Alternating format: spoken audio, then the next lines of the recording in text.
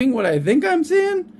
Is that Michael, welcome back. yeah? What's up, y'all? What's What's up, up, Mike? Michael? What's going Missed on? you. Just swinging by to see your beautiful faces. We're doing this. Happy pre-Christmas. Yeah, good to see you. I like pre-Christmas.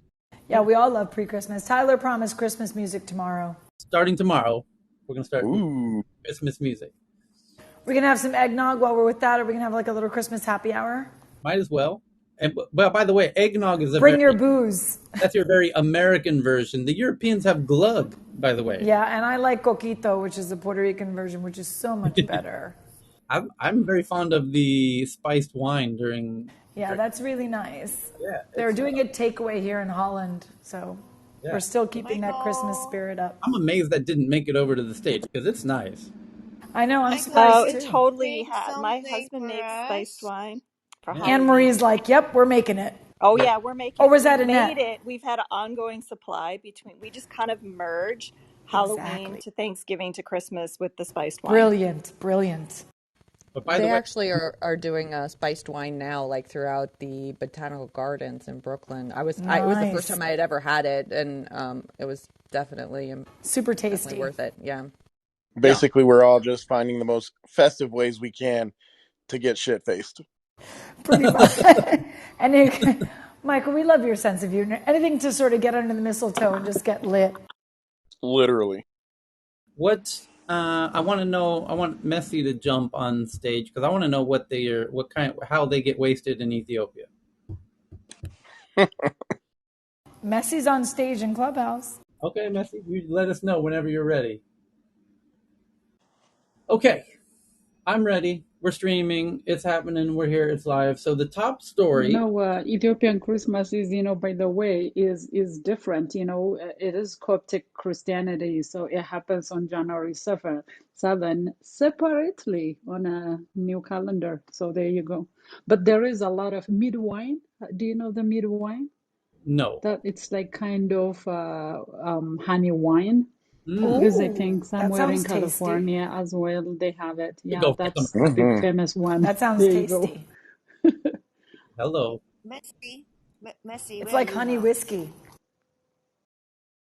Yeah, actually, they have it in like in different versions. They have it darker, which is a bit strong, and then they have it lighter, like wine, honey, kind of yellowish color, which is a bit less alcohol. So there you have it. Yeah, you can get wasted with that. It works. Okay. Are we ready for the stories? We're gonna get into this. Let's do it. Let's go. The top story is this is the most boring first story I think I've ever seen, which is that Mark Andreessen from Andreessen Horowitz, one of the legendary tech investors, has blocked Jack Dorsey on Twitter.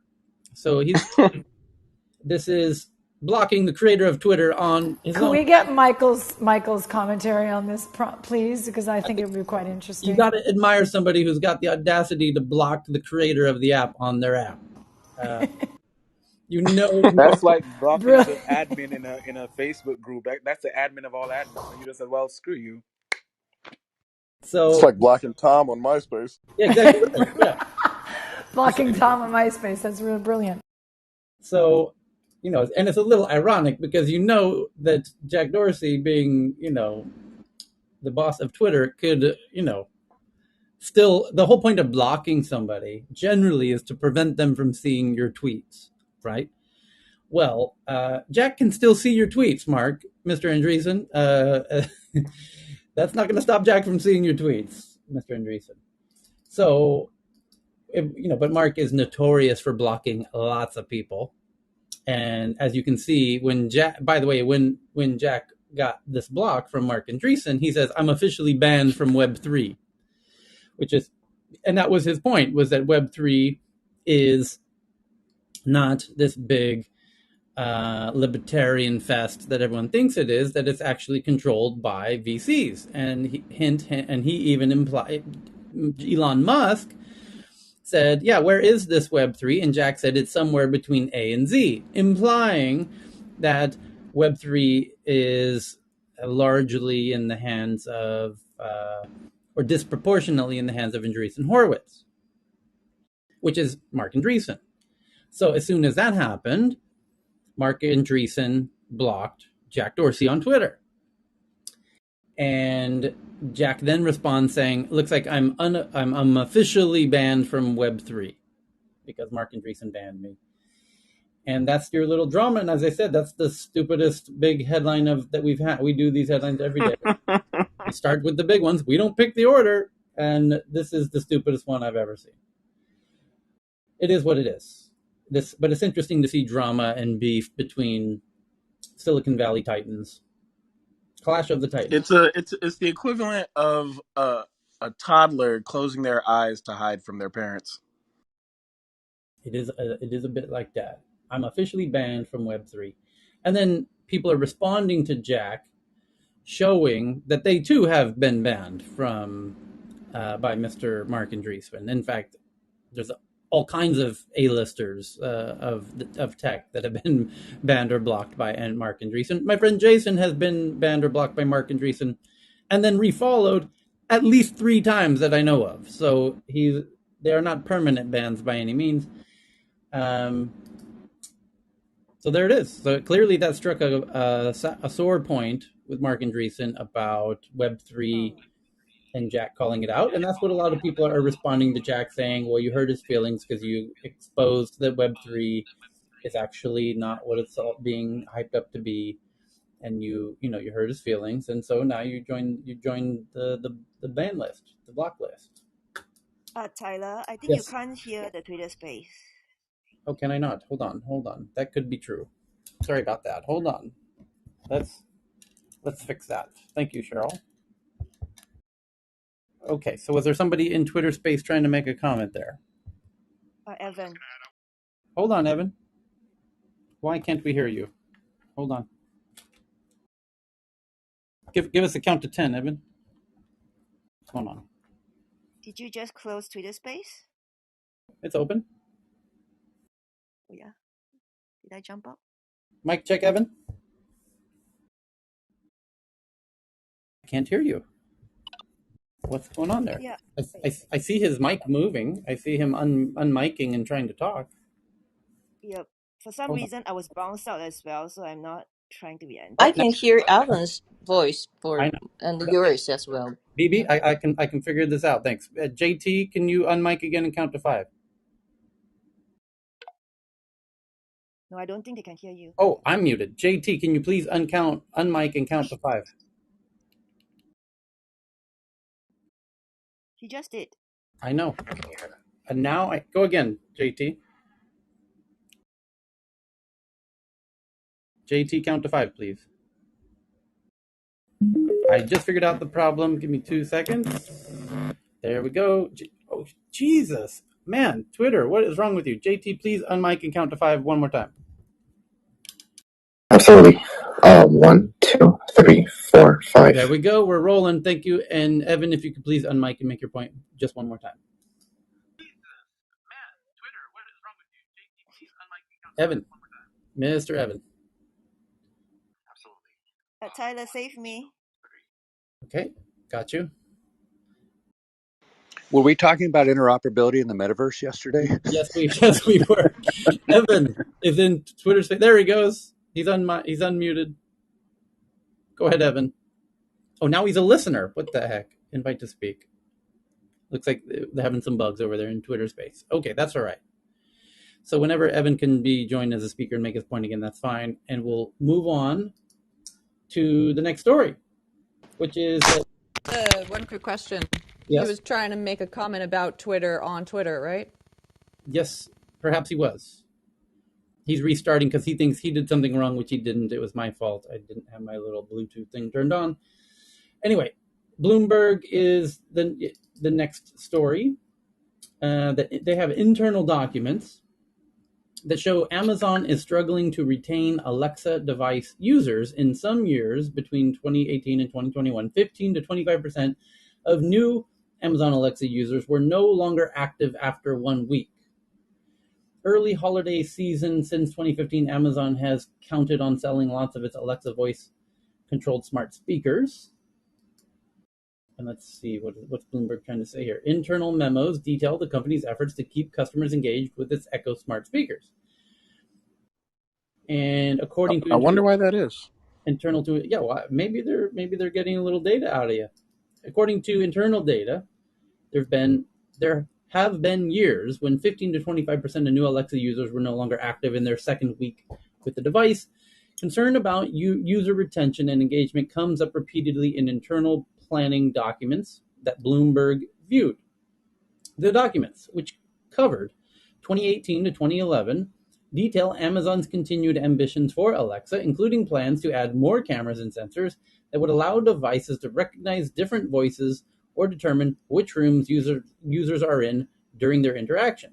They also reveal the roadblocks the company sees to realize these goals. Last year, Amazon internal analysis of the smart speaker market determined it had passed its growth phase and estimated it would expand only 1.2% annually for the next several years. Now, there's a chart which shows the market share of users of each Alexa device who use it each week, according to an internal Amazon document. Devices with a screen is 74%, and Echo is 66%, and Echo Dot is 56%. And so implying that Alexa devices that have a screen get used more. So hence they want to add more screens to their Alexa devices because you're more likely to use it. Because if it doesn't have a screen, you forget you can talk to it. At least that's been my impression with my little Google Home speakers and that I have a bunch of. I don't really use them because I forget that they're there and that they can do things. And so one of the interesting things about the Apple Watch, at least the new ones, is you can lift your wrist and talk to Siri that way, and it's always there. There's something weird about voice, in terms of being one of the next major platforms for people to engage. And obviously, it's going to continue to get smarter and smarter and better and more useful and more helpful and practical, and chip away at your usage of the web.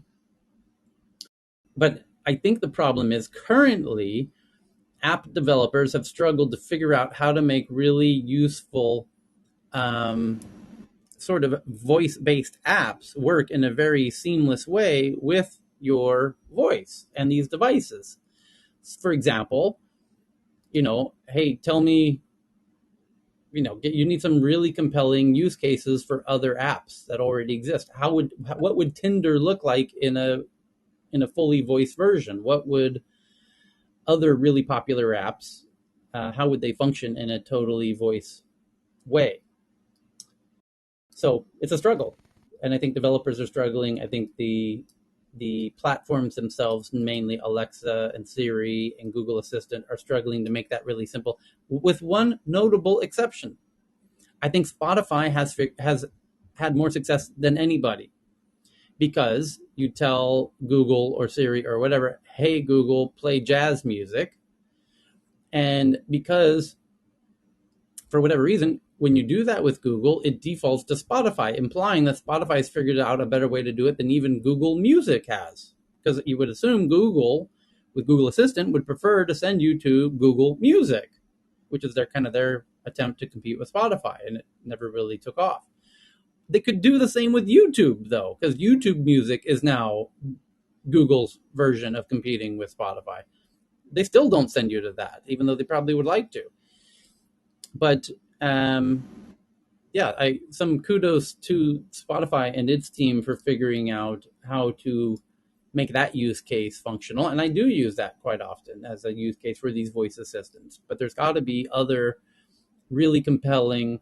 And I'm curious what other people's habits are. I do say, when I put in my AirPod Pros, I say, hey Siri, play me the news. And I've set up a shortcut for it to read me NPR's 3-minute daily news updates. And then I say, hey, play my workout playlist. And then when I'm at the gym, it plays my workout playlist.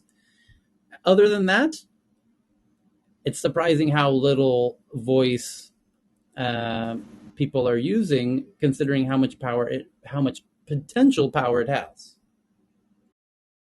But Tyler, I think it's also important to point out, like, if you have a screen or a dot, where are those located? I find that people who have the Alexa with the screen, they're typically in their kitchen because they're asking it for recipes. Or it's in like the main hub of the house, where a dot would be somewhere else, right? Like in a bedroom or off in another room outside of the main hub, where if you want to listen to music or if you want to listen to Audible, it's over there, as opposed to I need a recipe, who's at my front door, or whatever it is that you're looking at. So I think that needs to be taken into account also.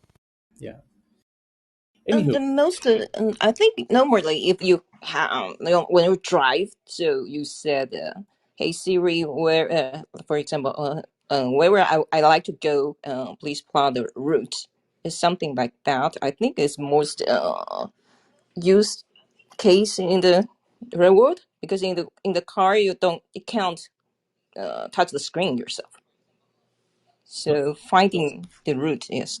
yeah, Amazon views one of the main barriers as concerns about privacy, sparked by revelations that Amazon workers review snippets of audio to help improve its software, along with some high-profile blunders. I don't think that's the case. I'm not hesitant to use voice because I'm concerned about somebody hearing me say, "Hey, play my workout playlist." That thought never enters my mind. That I'm worried about. That might prevent people from buying these devices, but I don't think it stops people who have these devices from actually using them. It's just a difficult habit to establish. And once you do establish a particular phrase, I do say all the time to Siri, "Hey, wake me up in 10 minutes. Hey, wake me up in 30 minutes." Even though what I mean is, set an alarm for 10 minutes or 15 minutes or 30 minutes. And because that works. And I do have that habit. I do that all the time.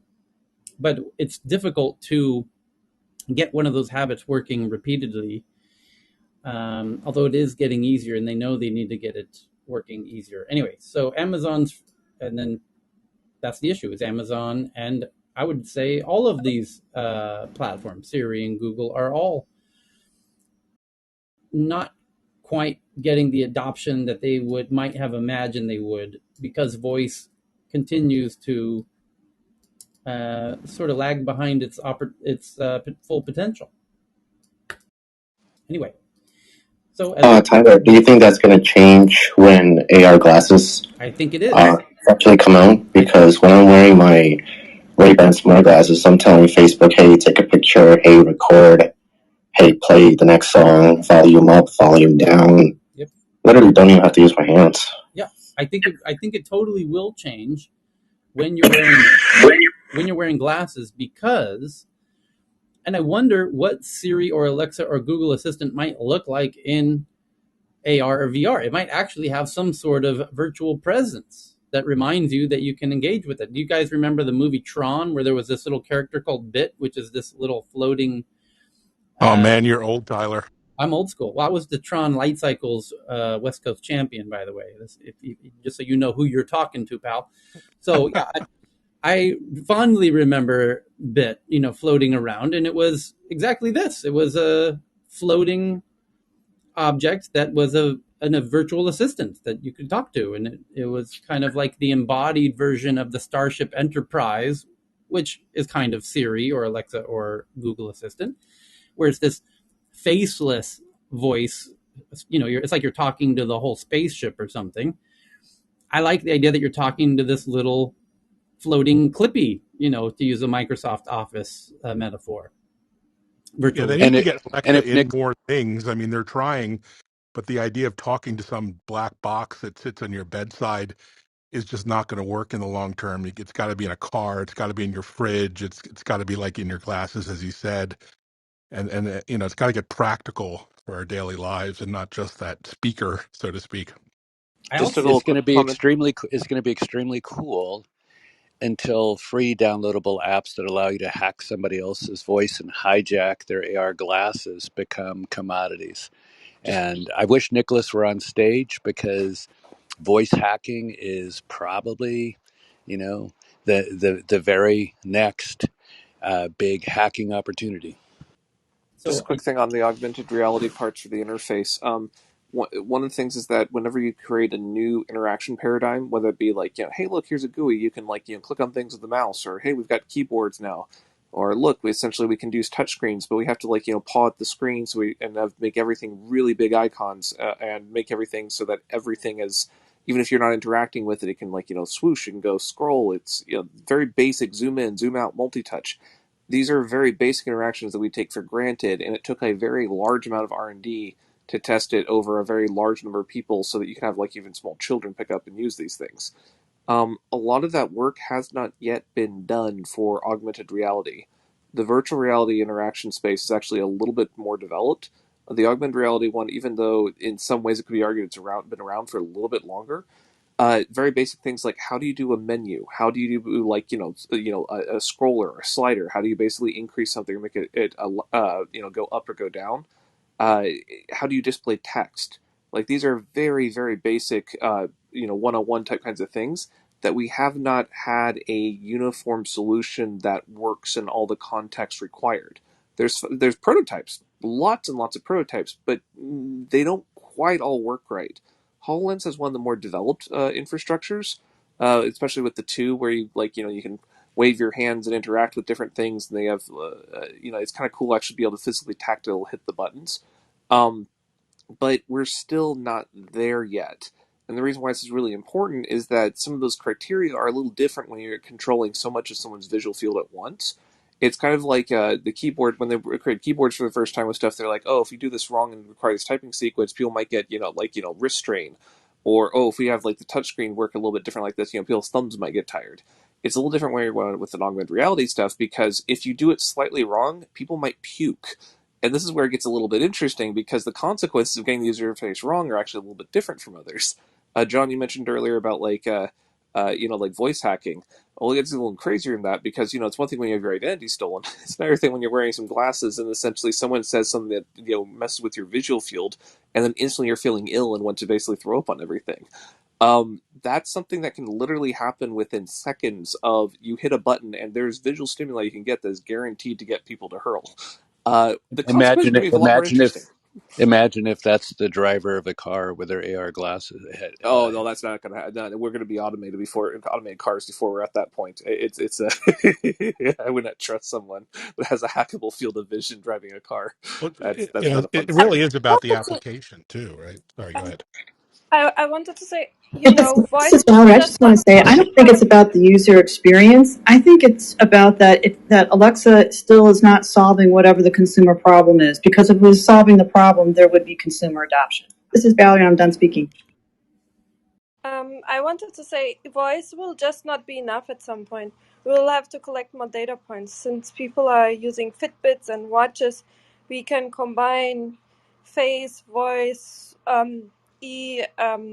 at some point EEG, but for now, current regular data from the watches that we use, such as, your specific pulse rate, or, if we combine all the data sets, it will be not as easy to hack. So I think we just will keep on adding data points, personalized data points, to keep it safe.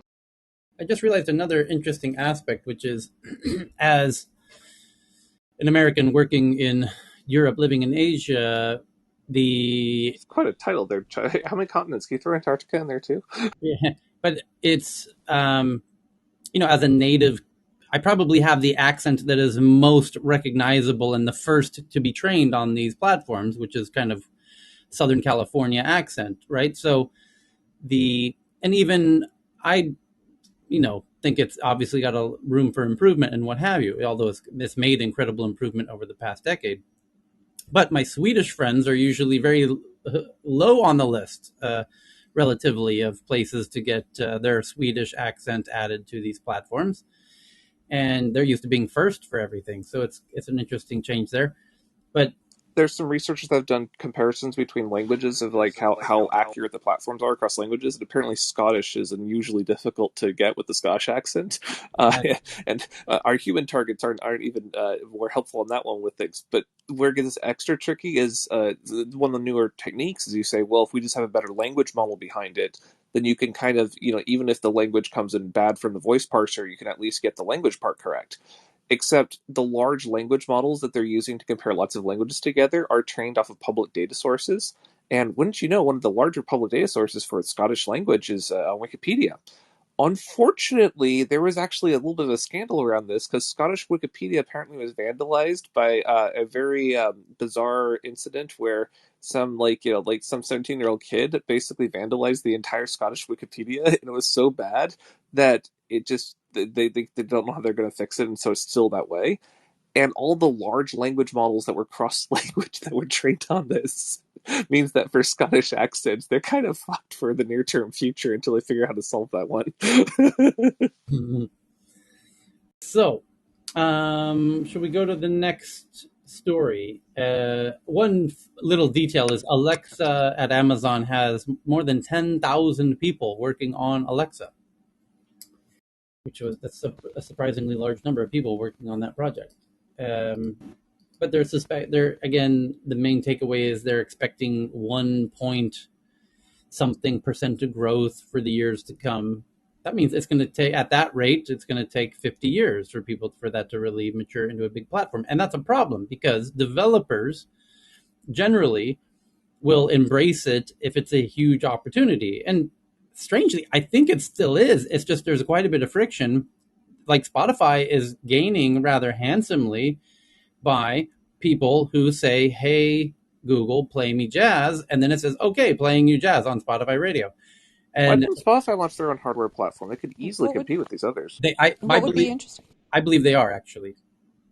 What would be interesting is if the like a Dot or what have you understands that you're in the room and asks you, would you like to listen to music? Would you like to, so it reminds you that it's there or something. Yeah, I think normalizing surveillance is a big deal. I was thinking the same, Annette, which is these devices can monitor your habits, let's call it, your patterns. And if it notices that you're in a room, in a particular room, especially especially Google and Apple in this case, because they have your phones or your watches and they know your exact location. And Apple, with your watch and the accelerometers in your phone, can tell if you're sitting or standing or whatever, or if you're at your desk and you're studying. It can probably sort that knowledge out. And if it notices, oh, you're sitting at your desk, and when you're sitting at your desk, you like to listen to, whatever. The question is, should it prompt you to, play? Would you like me to play this type of music that you normally ask me to play when you're normally working at your desk at this time of day? It's 4 p.m. You're sitting at the place. In the past, you've often asked for it. Should the app at that point preemptively ask you to do that? The danger is that if you don't want it, that was a negative experience, and if it does that too many times, you'll throw the thing out of the window. So I think is this worth having your personal location data always at risk of being breached? Because essentially, having the ability to consistently monitor your location, your emotional mood, your ability to essentially say your open voice comms for anything you talk about. I mean, those 10,000 engineers working on Amazon with stuff, like people already, like in one of those recent studies with things with stuff you were saying, Tyler, earlier, which were listed bits of the data, if 7 10 Americans are already saying we're not happy essentially other devices listening to us, like the acoustic communications, is it going to be worth that so you can have a good mood playing music? I mean, I don't think we've properly accounted for the risk factors on these things. I mean, it already is, like they already are listening to you unless you specifically turn them off. But the consequences for that are you get what a it bad comes ad on down to, television though, with stuff. It gets more dangerous when you start getting into organized political stuff.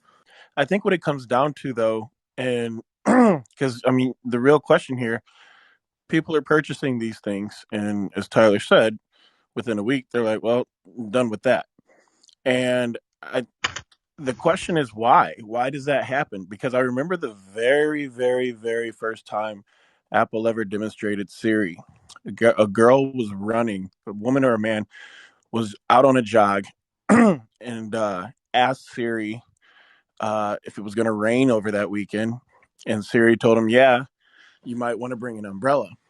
And I think that the excitement there was that it was the first time anyone had saw it. and it was personified. It was humanized. And I think that what's happening is, and I think the reason it's used more with the screen, oddly enough, I think the screen kind of it humanizes it a little bit more. And I think that whoever gets to a point of, because notice we keep saying devices. I think the further away we get from the idea of a quote unquote device, which has 10,000 people listening to you, and more into a place of humanization where it feels like you're genuinely talking with a machine that is more than a machine, less than 10,000 people somewhere in a room, and is actually a part of your day to day. I don't want to say family, but we have to be Like your comfortable enough. assistant, right? Yeah, we have to be comfortable enough that this thing is a part of our lives, almost like a pet in a way. And whoever figures that out and cracks that nut, I think is the one who's really gonna, break out. Tyler, I think I Let forgot me. that 10,000 engineer thing. How's your AI girlfriend, by the way, Michael? Oh, good question. I broke up with her a while ago. What'd she do? Oh no, that's sad. She Did she she just cry? Did could she not cry? grow. She couldn't grow emotionally. Ah, see, this brings up an interesting point, which is it might be the case that these technologies will hit a certain tipping point that will then cause everyone to jump in. Because right now it hasn't reached that point. Yeah, so Exactly. Tyler, But it's I, Buona All here. right, can I but I chip in think there? that Hang on. Mabwana is trying to jump in here, and I'm not sure which. Yeah, sorry, I'm in Dubai now, and I've been traveling. But actually, I think you have a really good point because I have a couple of Alexas in my house.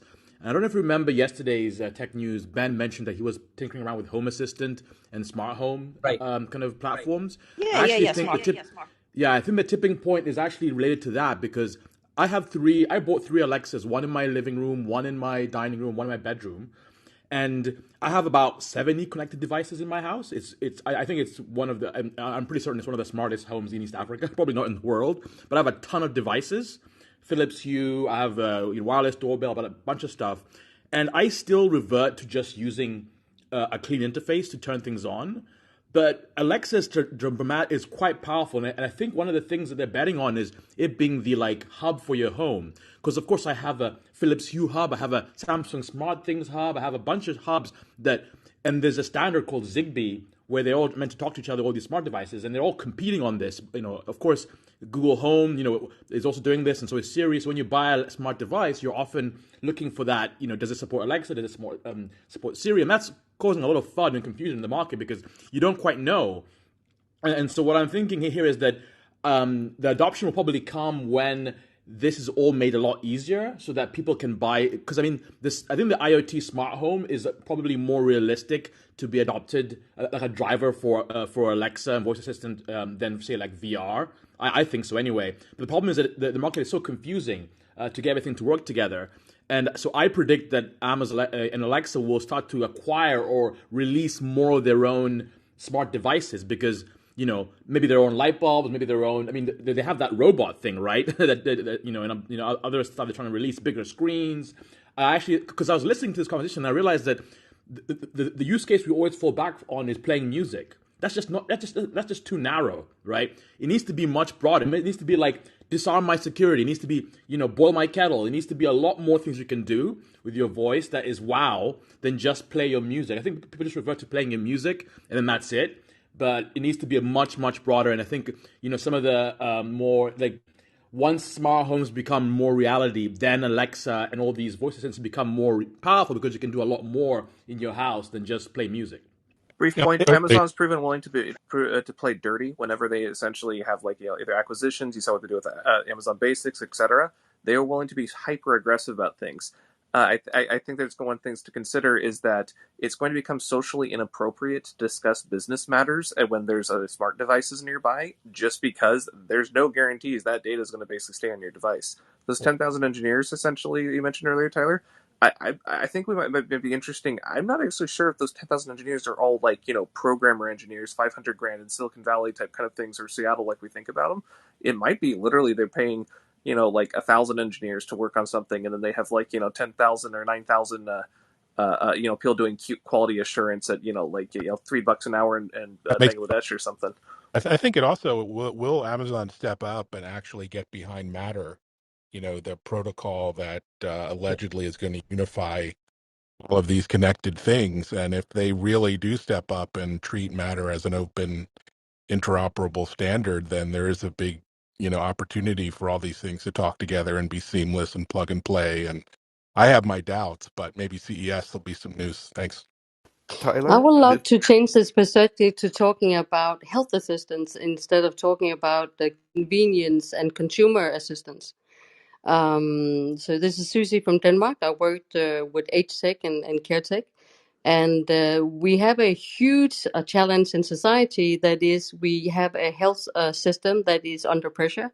We have a lot of free positions in hospitals and in care, and there's nobody to take over. So what we need to do is, in my perspective, to use technology to listen in our daily lives and keep an eye on being our assistant, keeping an eye on our health. And of course, that can be Alexa listening to what happens in the space around you, but also, of course, with the Apple Watch and all the other biometric devices that you can add yourself. But I think just because of the pressure on resources in the care and health sector, we will have to need to transform. It's not a question of nice to have, it will be a question of need to have a health assistance that will help us discover if something is changing in the pattern of our voice, if we are starting to walk in a different way, and of course, if our heart rhythms are changing as well. So I think that the real interesting bit, that is, when will the change happen in the market or with the people or patients that they need the digital assistance to take care of prediction of your health and prevention of you getting into a situation where you even need to go to the hospital or the big treatments. So that is where I see the very interesting turning point for when this is going to be widely used. Apple Thank just you. greenlit Susie from Denmark.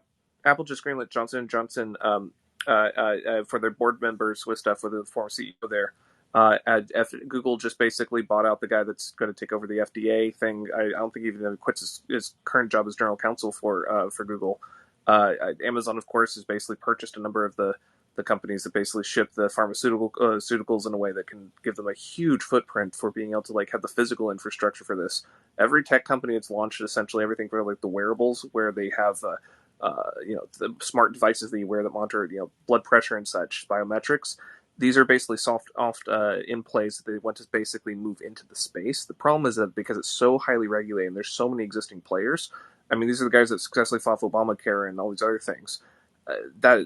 So it's a very highly regulated space. So what they have an incentive to do is say, oh, we're doing a thing that's right next to medical, but it's not actually medical because we don't want to have all that regulation because we like to move fast and break things. So what they'll say is, it's a sports device, it's a fitness device, it's a lifestyle app, it's a wellness thing, or they use all this language about all the things around it while basically making all of the sensors and all the things capable of holding that sort of thing. There's a lack of deficit of trust in consumer data. HIPAA actually carries jail time. It's interesting to consider that consumer breaches with things that happen with a data sector. It's like, oh, we'll give you some Equifax, or we'll give you 3 months of data protection. That's nice. If you have a consumer breach of a medical database, executives do go to jail, and I kind of wish those things were expanded to other sectors. But each tech company is making massive pushes behind the scenes on the regulatory push, and they're at the point now where they're just throwing money at it. They're just basically hiring some of the core people that basically regulate the entire system, or just buying up all the companies involved that are key transaction points where there's a lot of friction between the consumer and the healthcare system. So I expect a lot more stuff in the near future on this, because they've been hungry for the space for a while, and they're now starting to get enough heft to do that. It kind of makes sense getting a 2-for-1 special when they're already paying these lobbying firms fortunes to basically get access to senators, prominent revolving door jobs afterwards, etc. They say, hey, why not while we're at it? Let's look at what kind of healthcare stuff we can push in for our antitrust regulation, and as long as we're not competing in that way. So yeah, expect a lot more of that in the near future. Yeah, if I could double click on everything Chris said, I'm pretty deeply involved in that particular space, and what I suspect you'll agree with, Chris, is that having these dual pathways of direct to consumer versus making medical claims and therefore owning the obligation for medical regulation is effective and efficient. The problem is how the boundary between those two spaces will be blurred by the revolving door and the money of racing things to market. So the challenge is not going to be necessarily to eliminate the onerous aspects of getting full approval as for medical claims, or to abandon anything that has the appearance of leading to medical decisions as subjecting that unnecessarily to that onerous process. I think both of those processes need to persist, but the question is, how do you prevent exactly what you're describing from getting a little bit out of hand and causing people to do things that adversely impact their health because their sensors and analytics were not up to a medical grade standard? Well, to bring it full circle, uh, the article says that they are having issues with retention rates in terms of their user base. They buy these things and a week later they're not using them anymore. Where and Apple has the exact opposite of that, which is people put that watch on and then they live their lives by it. So Susie definitely has a very, very strong point here, because I know my Apple Watch is always on, and it literally doesn't come off until it tells me, until my watch tells me to take it off and charge it. It doesn't come off. And as soon as my phone tells me that it's completely charged, it goes right back on, because I track my health. I've never been healthier in my life than the day that I got that back way back in series 2 or 3, and every day ever since. I keep track of everything about my health inside of that, the health apps, and the amount of data that you are able to collect on your health in there is ridiculous. But that's one aspect of it. The other aspect of it is that it just works. The way that it just, you pull it out of the box, you put it on, and your phone takes care of everything for you from that point. It just works, and it immediately starts collecting that data, and it allows you to track whatever you want to track, and it all works so smoothly. And so I think that she's got a very, very strong point about the fact that if you can find the thing that people care about, you're not going to have to worry about them not using it after a week of having it. I've bought Apple Watches for literally everyone in my family, my parents, because I want to keep track of their data. I need to know if anything's wrong with them, because I absolutely want to keep them alive as if they're fucking vampires. I don't want them dying ever. So Brilliant. that watch keeps me that keeps that data running for me. I got it on all my siblings. I'm the oldest of 6, and I've got it on my niece and my nephew. And I'm happy to have that data because of the fact that Apple puts so much care and concern into letting us know, whether you believe they do or not. I am, they go way out of their way to make sure that we feel like they're not tracking our data. They make sure they go out of their way to make sure that we feel like it's all in an enclave somewhere on a chip, and that no one's going to be able to get to it. Whether it's true or not is not the question. The question is, how do you convince your customer to feel that they have that freedom to be able to discuss these very private and important things freely, and that the devices that you are choosing to have around you are not intrusive. And that's the nut that the Amazon, unfortunately, according to this article, just simply hasn't cracked. Tyler, Yeah, this is David yeah, on the David. Clubhouse side. Can I Yeah. share a few thoughts? Yeah, and for those who don't know, the people in Twitter might be a little confused. We have two apps running simultaneously with two separate audiences that can hear each other. So you're hearing people in Clubhouse because the people in Twitter aren't hogging the mic like the people in Clubhouse. No offense, people in Clubhouse, but go ahead. Hello, Twitter people. I'm over on the Clubhouse side, and Tyler's converging the world, the universe on this tech news talk. Thank you, Tyler. So I've got some interesting opinions on this. I was an evangelist at Sun for Java consumer technology at kind of the dawn of this stuff in the '90s, and I was very fortunate to be involved with a bunch of really exciting things. And then just over the years, like the Wiimote company, the technology, the MEMS motion sensing kind of pioneer into that. So this, getting consumer hardware platforms is really tough. So to me, it's absolutely no surprise what's going on with Amazon. I actually met the guy that runs the group. He's awesome, and they're trying to do a really heavy lift, but they blew mobile, and I say that because people have been speaking to mobile, about how the smartphone or even like the watch, like The Fire Phone. yeah, well, yeah, but so that's the point, right? It's like, how do we drive people to buy stuff? Well, we create this little speaker, little speaker, talking speaker, and that's for lots of reasons that have been described. The context isn't there, the value. You've got to buy 10 of them to go in each room. That's not really.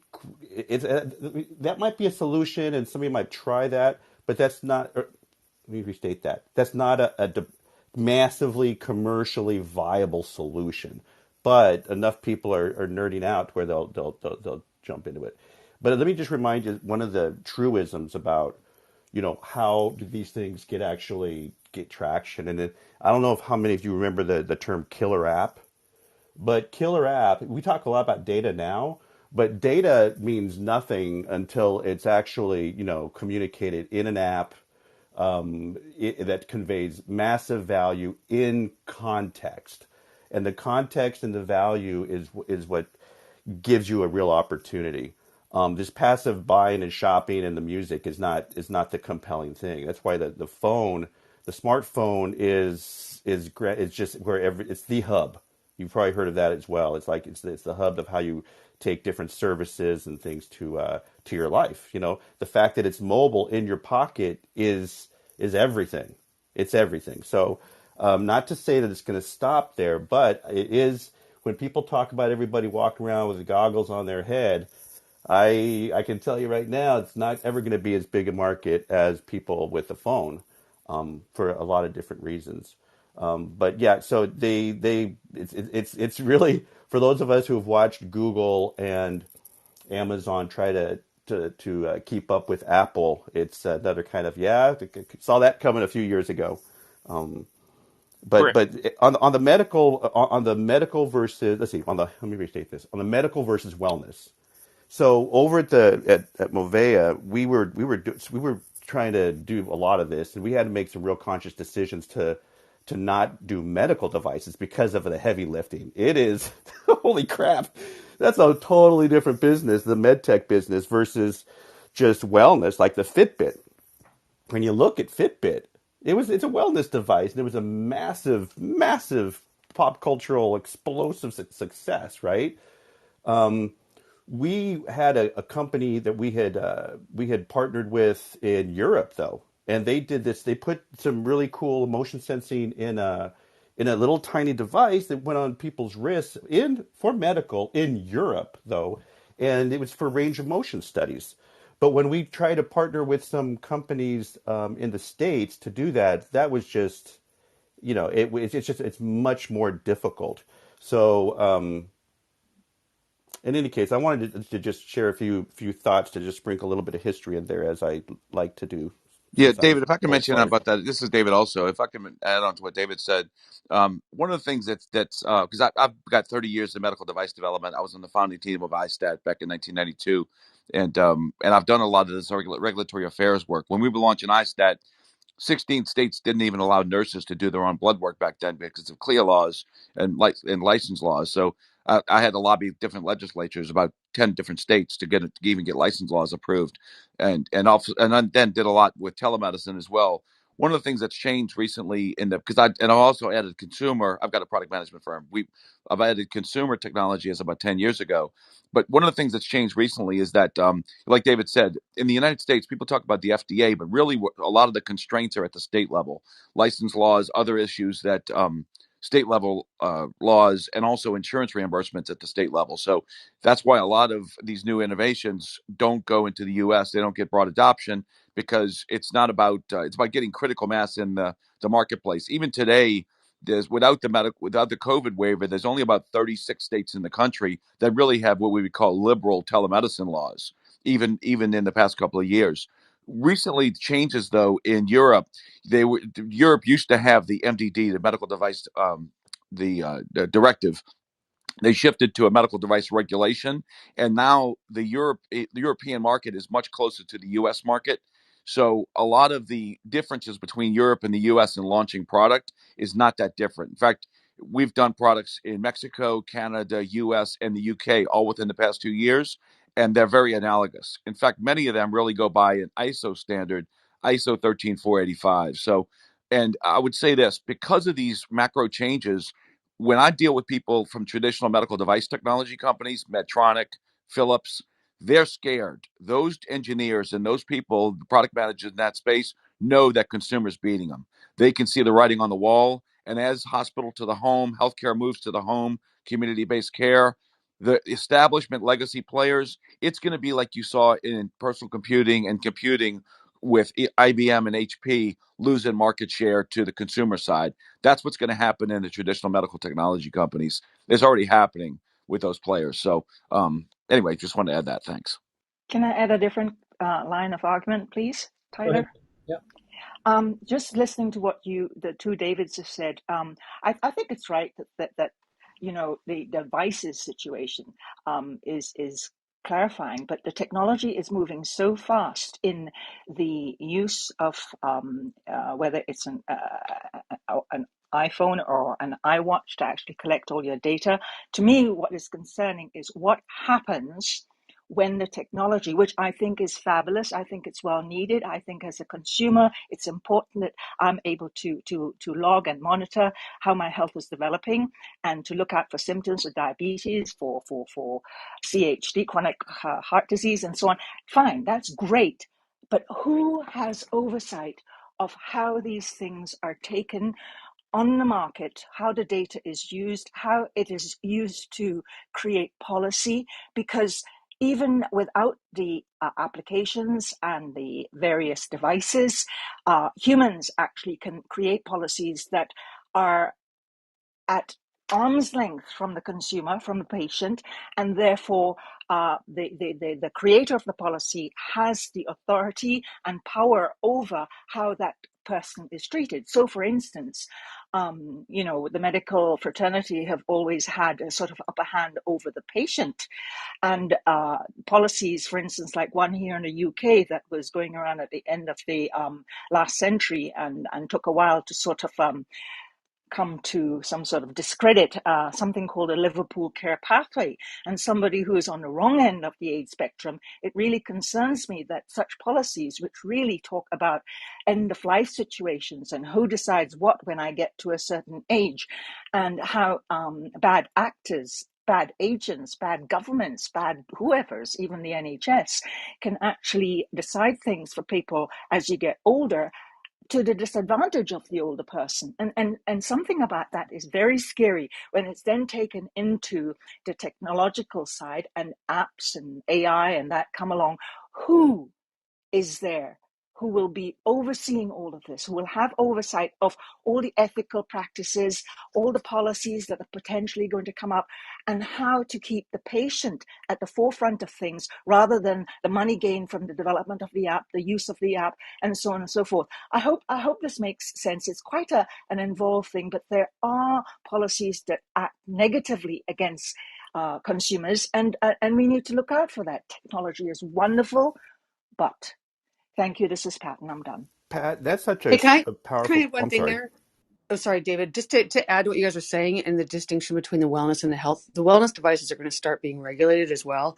As David said, second David, this explosion of the consumer end is great. I think it's phenomenal. We're getting more devices out there that people can use, but they're still going to end up being regulated. And an example is right now HIPAA is being expanded, and I'm not necessarily a huge fan of this, but like HIPAA is being expanded to all of those wellness devices. So to Pat's point, they're not going to be unregulated, and it's a good idea along with all other tech to watch the ethics there, to make sure that we're watching the ethics. But something that David also brought up is that regulation of these, and I think both Davids brought this up, regulation of these is a nightmare. It's state level. They conflict. They reinvent the wheel. You've got the people who are enforcing regulations, writing regulations, and they're all also at the the whims of lobbyists and their not necessarily the knowing everything. So everybody here has brought up some great points. So if Amazon does all that, then maybe they'll increase that rate. Dude, if that Apple Watch is that great, I've got 2 fitness trackers that I never take off, and now you might have to get a third. It Uh, really is. It is. I love my Apple Watch. So my Apple Watch actually tells me to breathe. So that's something that I love it for. And Susie, I know that what you're saying is absolutely spot on. With John following up, you guys, we could like build something. We've got great minds here. Let's make it happen.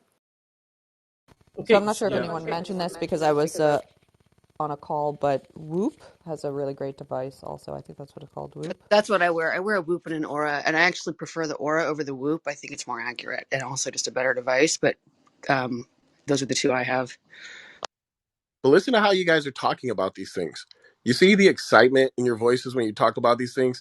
No one's running around talking about their fucking dot like that. And that's the issue that Dude, Amazon's if you having. show up, it's my cyclist friends now. When we get together at a table, like we're at the people who don't cycle hate the cycling people because all we do is talk about our rides, and the people who cycle, who all talk about the same thing, hate the Aura Ring people because we get together and start talking about our Aura stats. So I mean, we really do get excited about it. So Amazon really just needs to figure out the stickiness situation. They have no stickiness. There's no killer thing that people are like, oh shit, my dot does this, yo, or my dot. I asked my dot this. That like nobody's doing that shit. And basically, Amazon needs stickiness, I think, is what it really comes down to. I know Tyler, you've been trying to say something. Well, a couple of things. I saw Mabwana unmuted, and Carl had some brilliant comments in the DMs. So I wanted to give them both a chance. Do you want to try Mabwana? Yeah, And then, I was just gonna add, like, I mean, some of the points made about how great Apple devices are and the sorry. privacy aspect. I mean, back to the fact that you need the cloud to run to run Alexa to turn on your devices at home. That's a risk. I mean, and like and we've had outages even this year. A few enough that it would scare people. To connect all the devices and you can't get into your house, turn on a light. I mean, there was an outage I think a couple of weeks ago, and a couple of my security cameras just didn't work. They just because they were dependent on AWS. Whilst Apple stuff, it's all local, even in your house, and so you kind of, as long as your network is up and locally, I think you're fine. They don't have to talk to the cloud to turn on devices. So I think that's going to be one of the barriers that Amazon will have. They'll have to think about maybe downplaying the need for the cloud so much for some of their integrations. Carl? Yeah, Want cheers, dude. Sorry. Busy stage today. Some really, really good points. Kind of spider webbing out on the topics here a little bit, but back to the original topic. I just want to point out that I think we're mixing up the concept of smart assistants with audio interface. The problem that Amazon are having at the moment is getting audio interfaces relevant. Like we're not geared towards that. We're visual first. The visual aspect of our brain and the processing that we have is far more powerful than our ability to process audio and filter audio as well. A point that I made to Tyler privately was that if you stick somebody, say, in the middle of a like busy Tokyo area or whatnot with flashing lights and buildings and everything else, it's interesting, it's engaging. But if you're in your home and whatnot and you have 4 or 5 dominant sounds, it very quickly gets uncomfortable because how as beings how we process sound and how we live with sound is very, very different to how we do visually.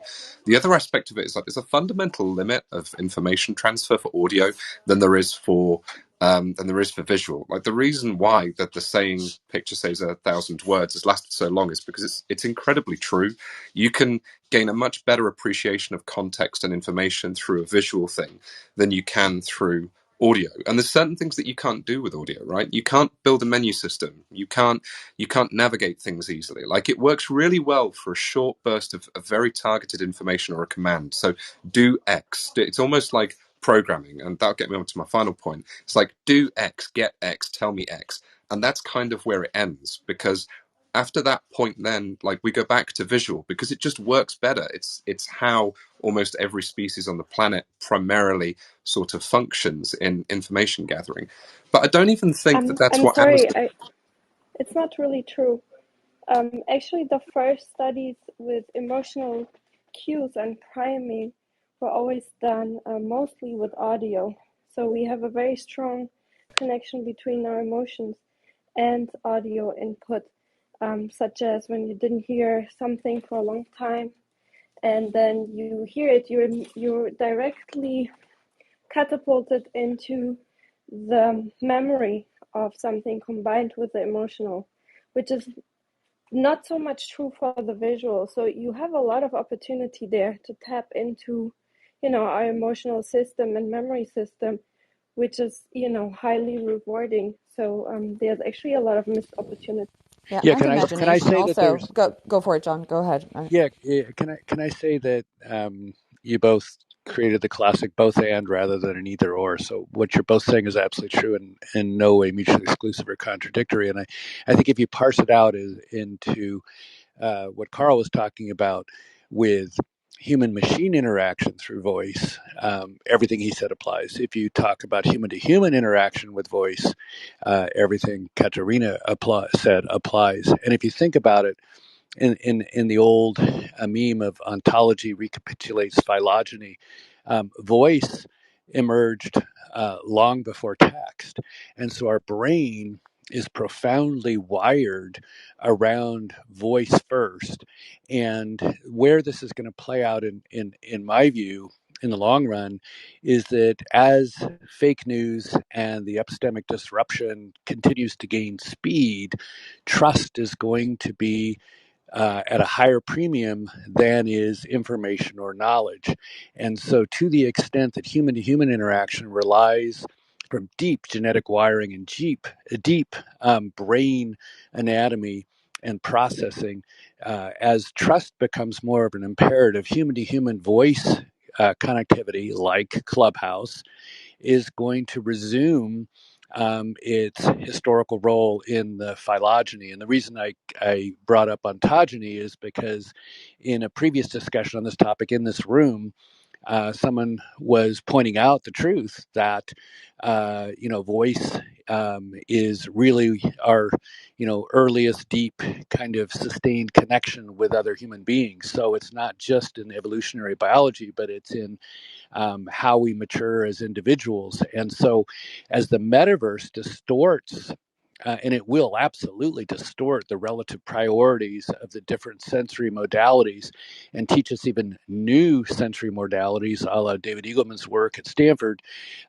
we're going to see an increasing reliance on mechanisms of establishing trust. And as we all know in this community on tech news, the trust we have for each other on the stage and in this clubhouse is far greater because of its voice. If we had done this full duplex text, it wouldn't have achieved anywhere near this. If we had video does its own distortions. And so there's something really unique about human to human interaction that Katerina is pointing out vis-a-vis emotions and trust.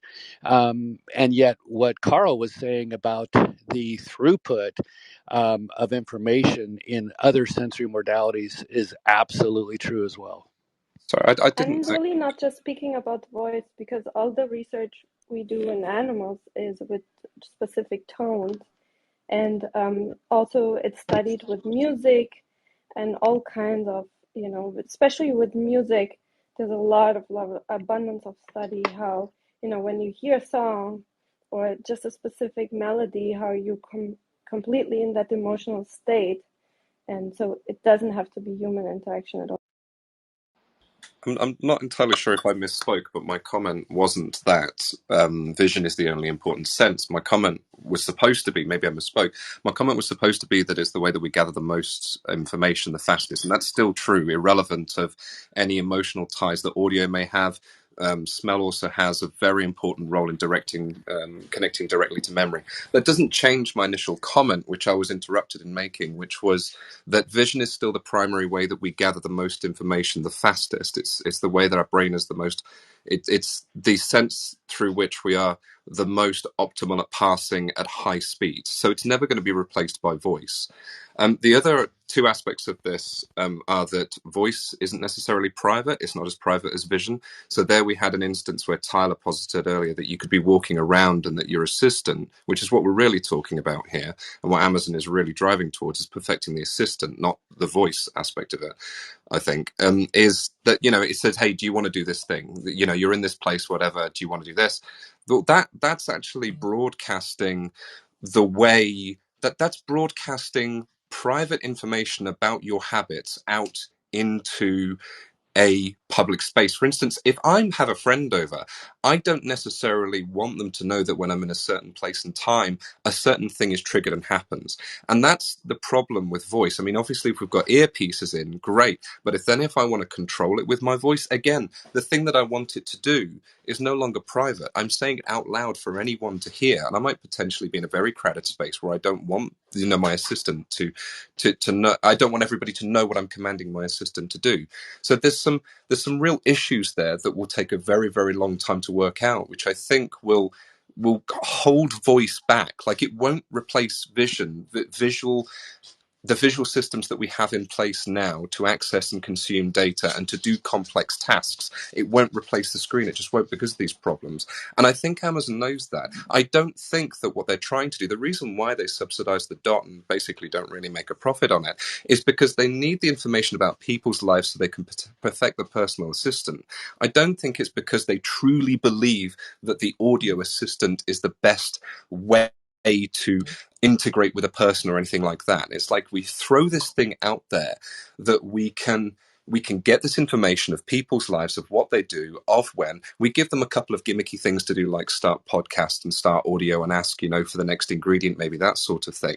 But, the original thing that you put on here, Tyler, was that they're finding that the screen equipped ones were more popular and being used more. And that's, we can posit as much as we want in this room and wax lyrical about the beauty of the voice, but the numbers are literally supporting what I'm saying here. It's the fact that voice is brilliant and it's very good for a small subset of things, but the screen is not going to disappear. And voice is going to be an augmentation to the tech going forward, including AR glasses, but it is by no way near going to be the primary means of consuming information or interacting with the device, because it's just not fast enough, it's not private enough, it's not secure enough. I'm going I to bring was up the point that talking I to brought the up again point of about. the stickiness. We were talking about stickiness, and I wanted to make the point that by using tone, you have a way better way to directly tap into your emotion and reward system compared to visual imaging. That was the first how we communicated and how we made a whole population or group of people being in the same state of mind, such as war and so on, because music came before, or tone came before language. Language is an abstraction of that. I will. So I just don't think the audio is at that state, right? Yeah, there's But we actually there's a distinction to be made there, though, which is if you consider art a form of communication, then visual preceded verbal. We actually communicated by acting things out for millions of years before we had complex language. So back about millions of years ago, we were saying, last night the gorilla was chasing me and I ran away. And we were telling all kinds of complex stories around the fireside, just by acting them out. So people call it the mimetic stage. I mean, it's very simple. Light travels faster than sound. You can comprehend light faster than you can comprehend sound. You still have to, you can see things and it'll. But the processing of it, sorry, and I don't know if you finished there, you muted? I just want to give you the opportunity. Processing sound is faster. It's the fastest that we have in the brain. Like if you hear a loud sound and you get scared, that's the fastest processing you can do in your brain. Indeed, absolutely. But key here is the ability to filter. So if you put 5 pieces of art in front of me, my brain can choose which to look at. My eyes will process each one individually, and I will not be overloaded. You could put 1 million in front of me, and I'm not going to be overloaded. If you play 5 pieces of Mozart over the top of one another at the same time, it's going to be uncomfortable for me. Exactly. You just said a word that is phenomenal, and everyone is making incredibly valid points. But the concept of overload is really important. When we look forward, again, 10 or 15 years, I think the question is, what role does voice interfacing play within the compute overlay of the world, and in what form factor and in what context? So if we're in the futuristic automobile, to what degree has the user habit been moved forward and habitualized to use voice to pull up a podcast or radio? That's not gimmicky. That's a profound user behavioral shift because it's been easier. in your wearable on your face, will you interface with a bunch of taps from your finger or your thumb, or will it be easier in a situations to say, where am I going? What do I need? Call Bob, blah, blah, blah. It's a multimodal world that we're heading towards based off of an enormous complex shift of NLU technologies. And there have been winters and fits and starts for AI and voice AI. And I'm speaking with 10 years of experience in voice AI, having built one of the most advanced independent voice assistants. So I love the whole conversation. Let's keep it going because it's phenomenal. But I introduced the concept of multimodal because we're not talking about a discretized right or wrong. May I ask who was just talking? Because That was great Katie points, but in Twitter. Yeah. T. Thank you. I think that we're living in a visual culture, and that's an easy statement to make. But let's look at brain research. And it is a fact that we live in a visual culture because our brains are making more space for visual information processing. And what's giving away that is smell. So just by simple facts, we are a visual culture, and I agree with all the points being made about that a picture says more than 1,000 words. That's just a phrase that we're used to, but it's actually also a scientific fact.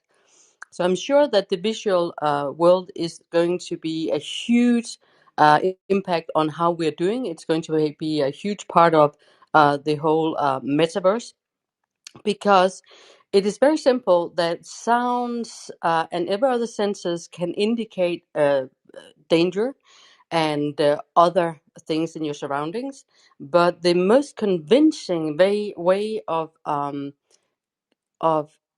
tricking your brain, hacking your brain into assuming that what you're seeing, even that you might know it's not reality, your brain will interpret what you see as reality. You will emotionally and cognitively react to visual information as if it is reality to a much larger extent than any other of your senses. That is why the visual part is so important. Susie from That Denmark, is thank you. also I not wouldn't mind true. I'm chipping in sorry. here There's so because much research. if you're consciously aware of your visual stimuli more, then you will think that that's what culture primarily entails. But I think that the other senses have a stronger connection to your more subconscious awareness. And in that way, they're easier to trick and easier to bypass. And so they could actually have more influence, not only that you're aware of, but more influence because you can manipulate, you can consciously process things you're aware of. If you're not even aware of it, then it can have this kind of sly backdoor influence on your behavior, and you can't actually sort of think it through because it's not being consciously processed. Yeah, that's an I just excellent wanted point, to and add I there's agree completely. decades Just of to finish it off, research of can I just finish off, please? gustatory input. I know, but this is like really, we are discussing something that was researched for decades now and is established, and there's false information going on right now here. So I hope before people talk that they inform themselves better. There's decades of research showing that, for example, the gustatory input is a way stronger input to make emotional and long-term memories and so on. So please read up about it. Visual, it's just way easier to tap into, but your other inputs are stronger than to create long-term memory and to prime them to emotion. Gustatory and the sound input is way stronger. That's why we need Neuralink. Go directly into the brain. Hook it up. Here, here. I Whoever think got the cut trend. off, could you finish your point? Yeah. So the research being done in mental health, the biggest achievement at the moment that I'm aware of, I might not be aware of everything, but they're actually being made by using visuals, especially virtual reality, that can affect people's mental health in quite extraordinary ways, and also for people who have lost the ability, for example, to move your arm. If you put a couple of VR glasses on, you in the VR reality let them see an arm moving up when they move their own arm up. and then expand the movement to moving up 10 centimeters instead of the 2 that you can do yourself, it actually hacks your brain so that you will move your hands up 5 centimeters. That means 3 centimeters more than you are physically able to in any other way. And this is something that they are researching in a new rehabilitation centers right now. So I hope that it's true that other senses is also making a great impact and long-term memory and everything else. But there are some excellent case stories in the visual impact and how we can trick the brain in that. But I do agree that we should base everything we discuss here on facts. Thank you very much for making that point. Susie from Denmark, and over and out. Okay, Susie. So let's go to, we're going to circle back to this issue shortly because Elon Musk made a comment on Twitter or in an interview that, that the metaverse is trash and that basically Neuralink, what he's working on, is going to be so much better. And to put that into some context, the metaverse, as many hardcore geeks like ourselves, many of us on stage, perceive it as the next platform following the smartphone, which followed the desktop. So we went desktop PC era to smartphone era. We're going into the metaverse era. They all roughly last a decade. And then the question is, what will come after the metaverse era? And it's likely to be brain-computer interface, which is what Elon Musk is already saying. We should just jump right to it. Let's skip the whole metaverse era, go right to brain-computer interface era. And he's claiming that by next year, we'll be doing human implants with his company Neuralink. And there are people who do have humans with brain-computer interface links already happening, and they're doing some rather impressive stuff with it. And there's a lot of brain mapping happening to make that brain-computer interface more functional. Specifically, there's a lot of MRI scans of the brain while using VR to trigger the parts of the brain that are responsible for fear of heights, and then they, put somebody in a VR headset who's experiencing fear of heights, and then they use the MRI machine to locate that part of the brain.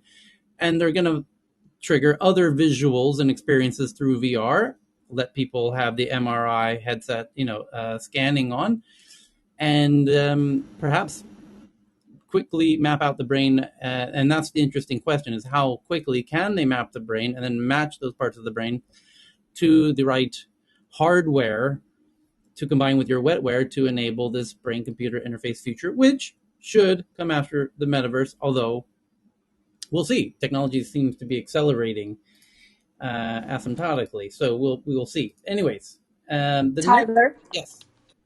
can I just kind of dovetail a really interesting flash of news that came across my desk over here? You're gonna really love this one. Just hot off the presses, consultants are entering the metaverse literally. Sand tokens are up on the news of PwC Hong Kong acquiring a plot of land in the sandbox. And I've been talking about this quite a lot because I'm a consultant. And I've been talking about the fact that the metaverse is going to become really powerful for people to actually deliver their products and services. And meta commerce, we're doing a leapfrog, Tyler. I think the social commerce you spoke about 3 to 6 months ago, is going to become meta commerce, and that social commerce is going to display itself in the metaverse. And clearly, by what you're seeing here, that they literally bought land. This is just going to be really, really phenomenal when you start seeing how they're going into these spaces. And I think this is what's going to be super, super fascinating when you see how fast these companies are going to start buying up land in some of these metaverses, and basically sandboxes, Animoca. And I'm quite curious to see what are going to be the other metaverses that are going to come down that brands and companies are going to start aligning themselves with to offer their products and services from within. I love the marketing angle, but I mean, Ma, you're an actual consultant. You deliver SAP solutions and Yep. real technical implementation. I mean, isn't the metaverse kind of a gimmick when it comes to getting real work done and having real client discussions and doing it. Actually, Wait. Also, can we back up a little actually, bit to no. late Actually, in the let me metaverse? answer that question, Evan, because the question was posed towards me. Evan, for the 20 years I've been doing SAP consulting, I do get what you're saying, but delivering it in a new paradigm is also going to be something that's going to have to be addressed because we are under these very unique, uncertain conditions of work. And even now, it's being a challenge to have conversations of delivering against projects from the perspective of that companies are also wanting to access their own aspect of the metaverse for their businesses. So when you look at my the clients that I would look at for SAP, they're Fortune 100 companies, and PwC, Accenture, Deloitte, IBM, GBS, Capgemini, they all have consultancies worldwide that we already work remotely delivering products for people. And I really don't believe that it matters if it's metaverse or not, but it is something that allows more of the branding to make people realize that we're not afraid to step into the space I of new technology. love it. The I the just give article yesterday by doesn't Gates. give me an experience, point me to it. I'll jump in today, you or Dr. Fran, but everyone so far, Horizons or any of these environments, what makes me want to pull my hair out after 30 minutes. So the idea of working 12 hours on a project in them, but I Also, Evan, to your point, there, and Amy hasn't addressed this. It's not quote land in the metaverse, right? So there's a lot of hype going on around this. They're buying digital space, or however you want to define that, and they're different metaverses, right? So you've got a lot of hype where people are saying they're in it, like Nike and the big fashion brands. That makes sense because you can buy a token that represents that brand that you can tie to real world. But we're not going to be working in a metaverse. I mean, they're Correct. not defined yet. Well, Yeah, Correct. I the We're the, think not the we're so. not in announcement the yesterday, metaverse's the announcement avatars yesterday just yet.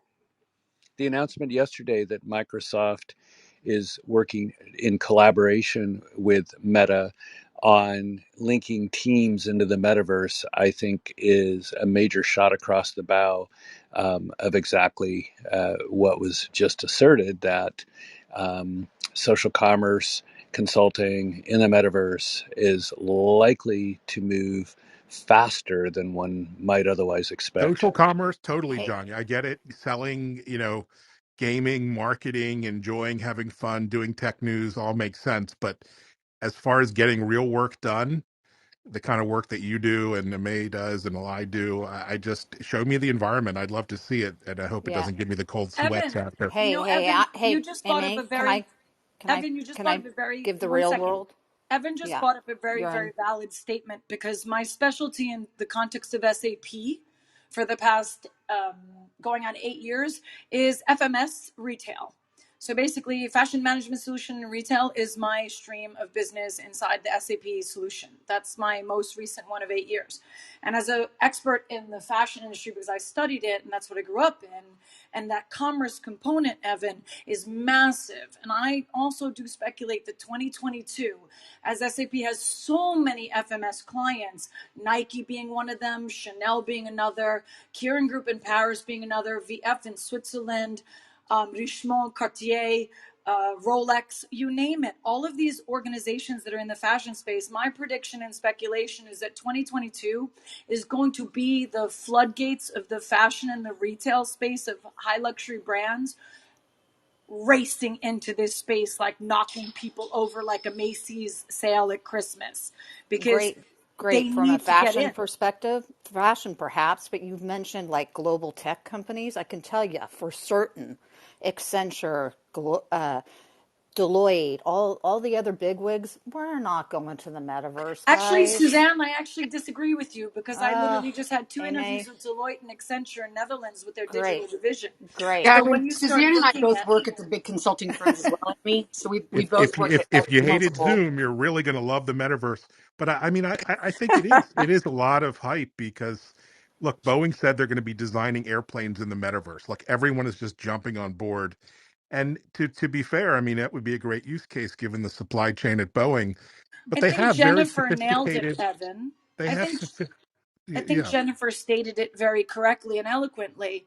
And I have to give flowers to Jennifer because Jennifer is clearly seeing the strategic component that many of these agencies will at some point have to pivot and become more agile and as they're also making very sharp HR elements in the United States, where the United States may be making some very, very strong, stern choices, their counterparts in their certain countries in Europe and the EU are actually opening up smaller, more satellite offices, specifically still under the Deloitte and the Accenture and the IBM GBS umbrellas, where they have digital agencies now, and they're building them heavy in certain parts of Europe, London, Amsterdam, Berlin. They Okay, are I didn't moving in say that, that but direction. okay, go on. I didn't say that, but okay, go on. No, no, I was saying about how you saw land, which meant they're making a presence in a virtual space. They're not actually doing the work in there. They're making a presence in the actual space, which is what any organization would do if they want to stay with the times and remain from a corporate branding strategy, that they could stay on point. Because if not, they can very well lose business. Because, Evan, to your point, if there is sales to be made, they're also going to have conversations in there. And you're right. The same way people do deals on a golf course is the same way people do deals in like a smoking club or something. So the metaverse is going to end up being one of those locations where there is that possibility that they may meet up or whatever, and then maybe something comes of it and a deal is made. But it doesn't mean that they're going to work in there, Yeah, because yeah, that's a no, different as reason. a space, so that's like an add-on to a Zoom. So the smoking room, the golf course, and a room in a metaverse, and plenty of companies are already doing that and creating workspaces. And the way I don't know a lot about metaverses, but it sounds like you could do the engineering there and work more hands-on there. I think Evan brought up a great point that it's not comfortable currently physically and that it's worse than Zoom, but it doesn't mean everyone's moving to the metaverse. And there are a lot of different uses. As you're talking about, fashion is hype. Fashion is that feeling.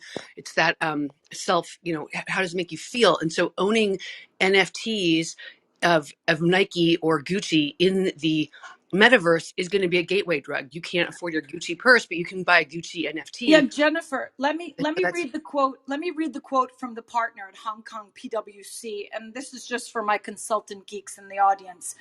Quote unquote, we will leverage our expertise to advise clients who wish to embrace the metaverse on the full range of challenges presented by this emerging global digital phenomenon. William Gee Far said he's different the than FOMO, working in the med. FOMO. Yeah, so MA, it's far different than what you're trying to say. Digital, the Well, fact how that would someone know what I'm Accenture. trying to say? I was actually just talking about exactly what that statement was. And as a Yes, person but who's you've said other things strategic, that, so Evan, you're spot on, spot on. And May, the fact that, Accenture and Deloitte and whomever else is interviewing you for the digital world, that's not the same as the metaverse, sweetheart. So, like, well, back to reality. then, you know what? So, It's, if Hey there's, everyone, it's what, I'm not Christmas. even Come on, wanting, let's this keep isn't even about being let's right all or wrong or be nice. being on the stage of being expertise. I'm just sharing an article. And you know what? I think this is a space where you start to see the navigation of, I heard that, Tyler, I love you. This How is are where we you fighting start to about see the the metaverse? navigation of like perceptions of reality of what certain things are Just show going me. and It's why it ends like up the old happening that joke. way. Show me the money. It's Hello. like show me the space. Yeah, Show me basically. But I'd the also like to Hello. see Yeah, someone but step there's into the hype, you guys. space and There's a start lot of money building. behind things that aren't real, right? So there's a lot of, and I agree. It's Christmas, so let's all like. This is a fabulous room because we can all bring up different points like this and different perspectives, which is why I think we all love this room, and it's and we question each other and push back. Metaverse will be there, same as NFTs are exploding right now, and the value is in the eye of the beholder, right? So if I buy an NFT, I've got a board ape, right, or a derivative board ape. I like it, so that's the value. I like it. There's many different uses, and the metaverse is growing, and it's going to be a space where people can interact or where they can show their goods. There's a lot of different, it's a growing area. Will I don't know that it'll be the next 3.0 that as Tyler referenced. I think phones are here for a long time. I think phones and audio are here, but anyways, it is something that's growing. It has use, and it has use to the beholders. Evan brought up a great one. A lot of companies are doing meetings that way, and if they can be more interactive and build that way, I know, certain I just things. want a torso. Every metaverse I've seen, I You don't get mean a legs? torso. Can I please No, get it's a? legs, right? Isn't it legs? Is No, it? some have a head, some have a torso, some no legs, some with legs. Can Dude, I I'm I just just have want a to go in there and do body? the Can I fencing. I can want to I do the speak? fencing and the workouts. That's what I want. May I speak? If I may interject for a second, as an Dr. Fran. engineer, Dr. Fran opened his No, mic no, Data, first. you can't. Let Okay. let Okay. Data I, Data All let right. Dr. Fran go first. Yeah, I Okay, want to yeah. hear what Hi, Dr. JT. Fran I said. think you're over on Twitter. Hello, buddy. This is just my opinion, but I really think that a lot of this is FOMO, and that companies are saying, "Hey, Nike's in the metaverse. Why don't we get into the metaverse? We better get into the metaverse." The metaverse isn't ready for prime time, And I'm someone who is in the when I'm not here in tech news. I'm in the Absolutely, that metaverse. was my point. So it's not, you can do a ton of things that you cannot run a business in the metaverse right now, today. 10 years from now, absolutely. But we're not ready for prime time yet. Dr. Fran on the Clubhouse side, and I'm done. Take it away, Hey, JT. well, or data, because data works with mobile. Yeah, it was Data. She Yeah, thought it was JT. Go ahead, Data. sure, no problem. I can say Sorry. that's no problem. Thank you. I can say confidently, I use the metaverse daily, and I do get paid quite a bit of money working in the metaverse. I do have a full time job working at a crypto company, but I am a consultant um, uh, in security and mobile security, and I'm a hardware engineer and inventor. And I send my clients prototypes through augmented reality. And this is a real thing that people pay me money for. There's a lot of engineers like myself. They get paid quite a bit of money, and it's been going on for years. It just so happens that we have these buzz phrases and buzzwords more recently. But we've been using augmented reality for quite some time, and it is a part of our skill set that we have to actually know in order to communicate with the clients effectively all over the world. So we'll send them a file and an augmented reality file, and they can either use it on their phone, just kind of like how you can use it in Amazon. You can actually view the chair in your space through your phone, or you can put on your VR headset, and then you can view the hardware piece. In my case, more focused detail. But it is something that's actually been happening for quite some time. Um, you know, I don't know about the other industries and why they've taken so long to actually catch on to this, but as an engineer, this has been happening quite for some time. I just wanted to share that with everyone. But that's also digital goods. That's also wait, data. Let me ask this: is that technology that can be shown in prototype that way versus like a Nike shoe or a hard product? I mean, or maybe you show a prototype of that. I don't. Right.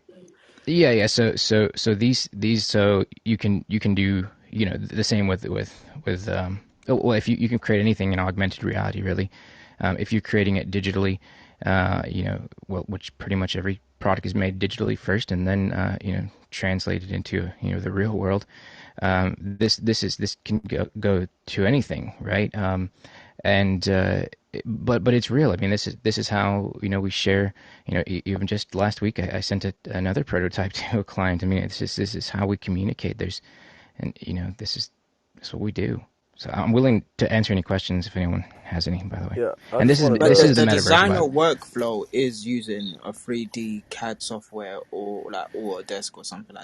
Right.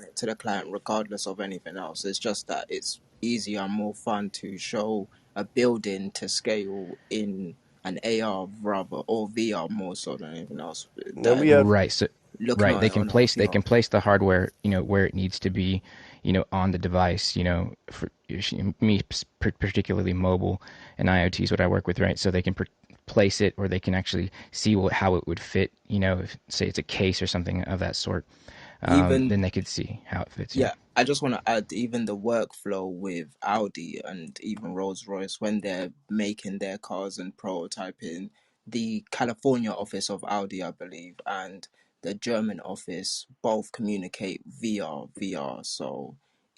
Yes. Correct.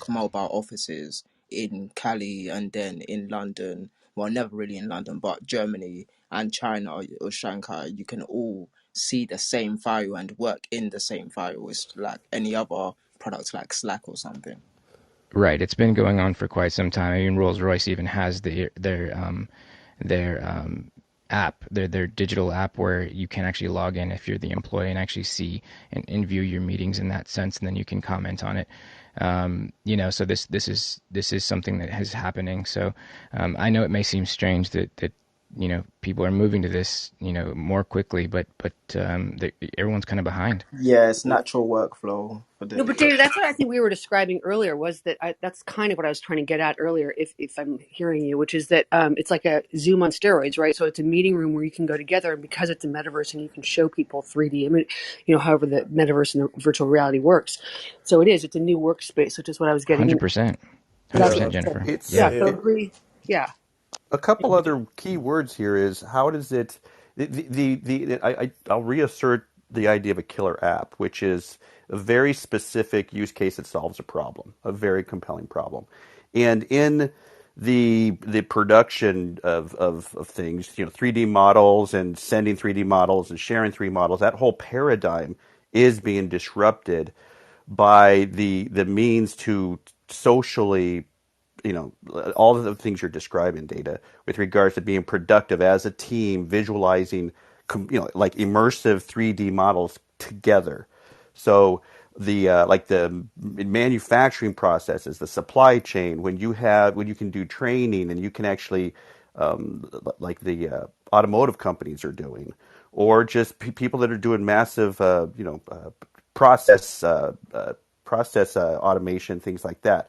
When you can actually dive in collectively, that's something that hasn't been able to actually be done really very easily at all. So, if somebody had said Boeing and things like that, those types of specific, advances for social productivity and innovation. Those are some of the initial apps that will start to leave the docks. So it is exciting. There will be some that are starting to leave the dock soon, and others will later, and some won't at all. Absolutely. I think we're definitely in the middle of this paradigm shift, as most of us know. But I'm surprised nobody mentioned mixed reality, which is the next step on top of augmented reality. Pretty much. As it goes virtual reality, right, where it's all the virtual world, and augmented reality, where it's the virtual world combined with the real world. But then mixed reality is where you can actually interact with the virtual items, kind of like holograms almost. I mean, you look at big tech companies like Microsoft making HoloLens. I believe they're on HoloLens 3. Big companies have already been using this technology to accelerate their business plans and work Mostly for together. enterprise, So it's mostly for already enterprise. happening. And Once you get to the thing that's consumer standpoint, that's when it's really going to explode. Yeah, and it's as some people were saying as well, putting their footprint in digital world as of today and marketing themselves is a good strategic move. Moving in now, even if you can't work together, is a good strategic move. So I mean, we're just seeing it like some other people said. So we are seeing FOMO, but it's for a good reason. We are just scratching the surface right now, and the people in this room today are going to be the future pioneers of this if we keep just informing ourselves, educating ourselves, and keep finding ways to dominate the space. And I say all this just because of the fact I'm working on a huge project for next year. The beta's coming out for the first quarter. It's actually an entire metaverse as well, built on the Unreal Engine. We're looking to connect universities to entertainment to museums for NFT marketplaces. I mean, it's going to be huge. That's as much as I can say. But it's this is very real, and you guys are all in the right place to really be able to not be left behind. Like companies like tax companies around the world, when Uber came around, in order to not be obsolete, you're in the right place. So I just wanted to share that. And thank you. Thank you, Ivan. This is JT on the Twitter Spaces side. I just wanted to quickly say, just to, I guess, summarize, the metaverse really only works well when you're talking about experiences, productivity, entertainment, commerce, gaming, and meetings, pretty much. Everything else, there's a way to get into it, but it's probably not going to have as high a level of, I guess, value or return as the ones that I just mentioned. I did want to make a point to what Dr. Fran said about the brands really going through the phase of fear of missing out here. Because some of these brands that are entering the metaverse and some of the platforms that I see them entering, whether it's crypto voxels or Decentraland or even Roblox, most of these brands would have never entered these spaces a long time ago. Especially, and I work with some of the most top brands in global brands and consumer on the consumer side, and they're very protective of their brands. And to have their logos being plastered on some of these non-aligned, elemented worlds, um, yeah, it just really doesn't go hand in hand. And they're pretty much there for the audience, the eyeballs, and really, as Dr. Friend said, there's this fear of missing out. And we're going to start to see even more events. Once Nike got in there, we saw sort of the traction starting to, begin. Now we see Under Armour recently dropped their NFTs. Adidas partnered with the Bored Apes. And one of the biggest problems of the brands getting into all of this space is that now, not only are they going to flood the market, but they're going to create all these different products and experiences that only the rich and filthy can pretty much buy out, because some of these NFTs are like, well, the Adidas one was like $800, I believe. Like, what average person has $800 to just spend on, whatever unlockables they had connected to that? Most people don't. The ones that are going to purchase these NFTs are going to be the whales, and they're just going to flip it on OpenSea for whatever $5,000. So the strategies that these brands are creating to enter the metaverse, they're really, really bad, because they're really targeting people that are not even part of their actual marketing strategy. They're literally creating NFTs just for wanting to getting into the space and testing, the waters and seeing where they can go from there. But they're not really expanding their market the way Nike's doing in Roblox, or the NFL is doing in Roblox. Pretty much everyone's going into Roblox or Fortnite. But just to make a quick statement, the metaverse does not exist. So let's just stop confusing the terms. All of these are just virtual worlds or virtual spaces. They're not metaverses in their own rights. They're just Yes, virtual worlds or platforms. absolutely. Finally, somebody has said the really important thing, which is the fact that the word metaverse itself has become so insanely conflated with so many different technologies, where you're throwing in crypto, in with blockchain, in with VR, in with MR, in with digital presence and whatnot. I mean, the word metaverse is of meta, I'm given to understand, is from sort of Greek or ancient Greek, and it's like after or replacement. Like, it's literally the word itself, if you take it by its literal meaning, is after the universe, after reality, a replacement of reality. And we're certainly nowhere near there yet. We're not quite at the point where all of the digital replaces all of the reality of the human. You still need to go out, you still need to go shopping, you still need to go to the loo. Like, so The this, way the I word see it. metaverse has been weaponized and I'm somebody who really loves VR. Like, I play around with VR development, and I've got several VR headsets. I love it. I love the concept of it. But to throw that in with metaverse and say that that is the meaning of the word metaverse, it's like this socially created amazing viral branding that now somebody used the word weaponized earlier. I think that's a perfect word to use. Like, we've created this amazing branding that now all of these corporations and platform creators and developers can tag on products and SaaS products and services onto it, and ride that amazing bandwagon to VC investment and to really, really fast, powerful financial exits. But it's not what it's going to be eventually, because eventually it will calm Yeah. down, and it will be an addition to everything. Like, VR will be an addition to our lives, and the audio aspect will be an addition to our lives, and crypto and blockchain will be an addition to our lives. But at the moment, there's this fervent, sort of almost religious, zealot belief that any of these very buzzy words right now will be the replacement for things, as in crypto will replace all fiat immediately, and blockchain will replace all centralized apps immediately, and VR will replace all of the way that we interact with each other digitally immediately. And that's just not the case. What we need to find is this dial it back a bit and find this healthy medium where it's used as a tool, not as a replacement. Yeah, I honestly Ka-ching. believe and understand it's more so the evolution of developer. So you're gonna have blockchain developer that knows how to make a crypto or make an NFT versus some charismatic CEO saying that we're making NFTs now, which is just like a 3D product that is poorly made. It doesn't really have very good textures. It doesn't have a level of detail that can work in, let's say, the best video game that's out recently. Let's just say Fortnite, right? And the gamers laugh at it, and then the cinema people like guffaw at it, right? And it's never really this shiny product. It's much like I work a little bit in the fashion industry, and it's much like sustainability. Everybody wants to be sustainable. Everybody wants to be circular.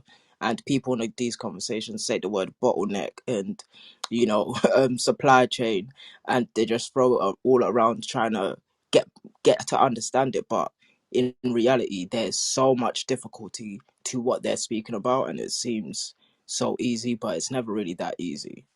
Okay, so let's pause there. A final note is that from the New York Times, a headline that Andrew Bosworth, known as Boz at Facebook, now known as Meta, is coming in as the new CTO after the new year, and to fill in for the CTO who departed. And he, in an internal, memo with his team at Meta, and he's responsible for all things VR and metaverse at Meta, by the way. So in his internal memo, he says that, what does it say here? That they're going to have deep compatibility with blockchain and predicts profound impacts on our industry over the next decade. So we'll depart for momentarily. No doubt we'll come back to it, as we always do, and get back into the other top headlines at the moment, which is shifting gears for a second to China, as not a day goes by that China doesn't come up in the tech news. And today it's in the news for the same reason that it was yesterday, although there's a new update. Yesterday, the big headline was that Intel, the big American chip maker, had made a statement telling suppliers in China to avoid labor from the Xinjiang region due to the labor camps. And when we discussed that yesterday, again, there's a new update today that I'm going to reveal in a second. But just to recap for the folks who didn't join us yesterday, I made the point that Intel knows that by making that statement, they're going to receive massive blowback. Huge, crazy big. And indeed they have. And that's part of the headline today, although not the interesting part. Hold your breath. So I said yesterday that Intel making the statement is going to rock the boat, cause huge waves, going to anger the CCP, anger Xi Jinping, cost them billions of dollars. So they are not doing that willingly. Somebody's forcing them to do that. Do you guys remember me saying this exactly 24 hours ago? Yes, you do. Yes, yes. Good. Thank you, baby. So, But Tyler, I don't like to say it's not a public announcement. Actually, it's Intel's email, or you can say letter to their uh, suppliers. supplier. So Correct. not a public record. Right. They did an internal memo to their suppliers saying avoid, labor from the Xinjiang region because of the, Uyghur labor camps. Again, they don't want to send out that message. Somebody forced them to send out that message because they know that's going to get leaked. They know what happens next because it already happened to H&M, where H&M essentially did the same thing, and H&M essentially got banned from China. Intel knows that's what's on the horizon for doing this. They have no benefit. There's no benefit to doing it. There's tons of downside to doing it. Hence, they're not going to do it unless they have to, which they did. And that was my point yesterday, that America forced them to do this for geopolitical reasons because they want to remove Intel from doing business in China. So the headline today from Bloomberg is that Intel is now apologizing to China following the massive backlash after telling their Chinese suppliers to avoid Xinjiang labor, saying it only did so to ensure compliance with U.S. law. You feel Tyler, me? that's what I was going to say, and that's you're on point with that. But every company, but especially a company like Intel, has in their contracts with their suppliers provisions that um, prohibit their suppliers from doing business in places that use slavery. Blah blah blah. There's like 50 pages of this stuff. So U.S. probably came down to them and said, well, "Look, we're going to enforce this stuff if you don't like communicate to your suppliers. We're actually, I mean, again, these contracts, anti-bribery, anti-everything." Those terms are in every contract. It's very rare that you'll see somebody actually follow through and enforce those. So that's, as you're noting, what's pushing this, and then it's got to be U.S. government, as you said, coming in and saying we're going to call you on those provisions. We're going to make you enforce them. Yeah, Okay, but as a shareholder, I get really tired of some of these CEOs sticking their fucking foot in their mouth. I wish so somebody needs to train these people. Yeah, follow the rules, but sometimes it's better not to say certain things in public if you don't have to, and enforce your policies the way you enforce your policies. But they kill me with this stuff. Anyway, my so 2 cents. Rob here's out. No, here's this is government coming in and saying we've nudged you enough times. We need you to pay attention. And again, having sat in rooms with government who said to us as tech companies, you are not getting the hint. So we're going to come in a little stronger.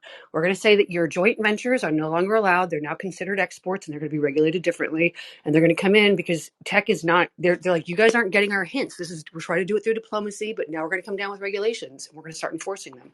So it's not that the CEO is sticking his foot in his mouth. It's just that this isn't some internal limited to Intel move, as Tyler is describing. This is, you got to read between the lines and behind it. so Oh, check this out. I am. I'm just saying follow the regulation, but know how to. There's certain things you say in public and certain things you don't have to, and you still follow the regulations. Trust me, I was in there for No, three they're decades. being told, as Tyler said, they're being told to make this statement, knowing full well it will get out there. Again, government doesn't want to come and say to all the companies, "Do not do this." Like we don't want to say that publicly as a government. We're Right, trying to, again, this diplomacy backgrounds, as Tyler says, this is our way, the government's way of saying it. They're leaning on the companies and saying, "You do it." right. So, and it gets them in hot water as they know that it will. And then the interesting bit is apologies in Asia are a big deal. Anyone who lives there knows what I'm talking about with the morning bow, traditional bow on Japanese morning TV. And Intel, so here's from Associated Press. Intel's request was arrogant, quote unquote, arrogant and vicious, says Global Times, a newspaper published by the ruling party, the CCP. The reference to Xinjiang in a letter to suppliers was aimed at complying with U.S. regulations, Intel said on its social media account. Washington has barred imports of goods from Xinjiang over complaints of mass detentions, of forced abortions, and forced labor, which Beijing denies. Tensions over Xinjiang is rising as activists call for boycott of February's Winter Olympics in Beijing, a prestige project for the ruling party. The White House says the United States won't send dignitaries. Beijing on Wednesday barred 4 members of the U.S. government Religious Freedom Panel from China in retaliation for sanctions imposed by the Washington on 2 Xinjiang leaders. Quote, so-called forced labor and other allegations on Xinjiang are completely lies concocted by anti-Chinese forces, said a foreign ministry spokesman from Zhao Lijiang. He called on Intel to respect facts and tell right from wrong. Some commenters online were comments the ruling party doesn't want and deleted by censors called for a boycott on Intel products. Now, this is where it gets really interesting, is what exactly was this blowback in China? Do we believe your ordinary Chinese restaurant owner gives one flying shit about any of this? No, generally not. So, what is this blowback exactly? How was it orchestrated and forcing Intel to apologize? So, watch the interesting kabuki theater at play here. So Intel processor chips are used in smartphones, computers, and products. The letter caused, quote, concerns among our cherished Chinese partners, which we deeply regret, said an Intel statement. Quote, we apologize for the trouble caused to our respected Chinese customers, partners, and the public.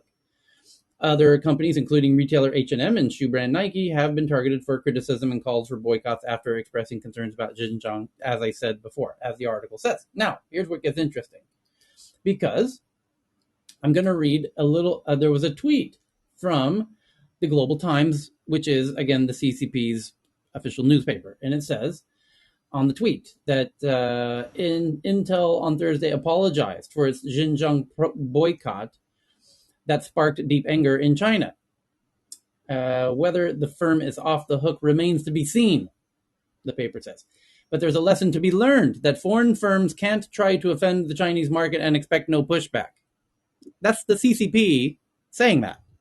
Now, there's a tweet also from a gentleman named Andreas Fulda, who is the senior fellow at the University of Nottingham Asia Research Institute and author of the book called The Struggle for Democracy in Mainland China, where his tweet says that the framing of this whole scenario implies that the backlash against Intel in China is organic and bottom up, that Chinese social media users are pushing back or whatever.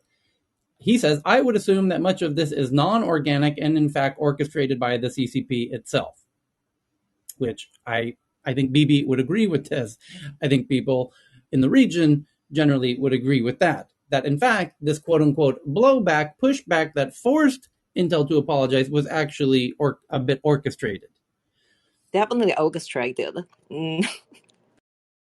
Again, that's what people in the region will say. So it's an interesting, again, double kabuki theater going on both sides. This is the interest. You can make a Netflix series out of the intricacies of the dual kabuki theater going on here from both sides.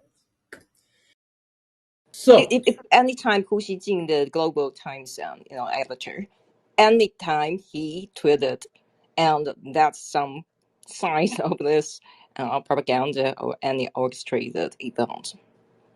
Okay, so the next article that I have is about Shopify.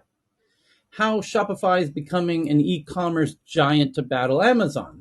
2 million merchants run stores as its market cap rose from 46 billion last year to 174 billion today. Did you hear that sound? Did somebody hear a sound? I heard a little sound. Did somebody hear that? That's the sound of my investment in Shopify, which you probably did too if you joined us during the Shopify live stream event, or it was Google live stream event, where they announced they're partnering with Shopify to bring e-commerce to YouTube, just like TikTok and Snapchat and the whole entire social media landscape is all doing simultaneously.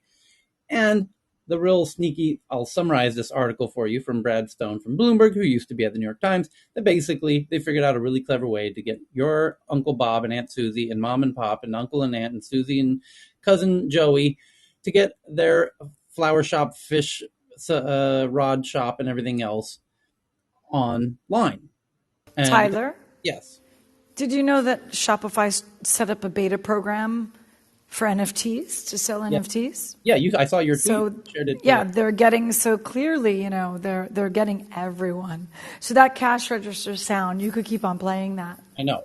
You could keep on playing that a lot. We can keep playing it because there's still a billion more shops to go, and Shopify is addressing everybody who ever wanted to ever put anything on an e-commerce site on the internet to do so. And Amazon, notably, is not. It is not easy for you to sell your stuff on Amazon, and that's partly by design. Shopify is addressing everybody who was left out of the Amazon gold rush. And it turns out there's more people who are left out than included, and that's why Shopify might eventually surpass Amazon, although they'd have to build up the whole logistics side and all that, although they could partner with all of the last mile autonomous deliveries, and we'll see how that all plays out. Nonetheless, you're right. There's still going to be, just like it took Amazon years and even a decade plus to grow into, the retail behemoth that it is, e-commerce, it's going to take a decade plus for Shop, and maybe even more. It'll take even longer for Shopify to get every Aunt Bobby and Aunt Susie onto their platform. So, Tyler, this is yes. Robert. Yes, Robert. What I like about what Shopify is doing here, and yes, I'm, not that I have much money, but I'm a shareholder too, so it's sort of biased. But being in the industry for years, what I like about what they're doing is if they position themselves right, messaging, a lot of small retailers or manufacturers like them because they know right now that Shopify is not going to knock them off.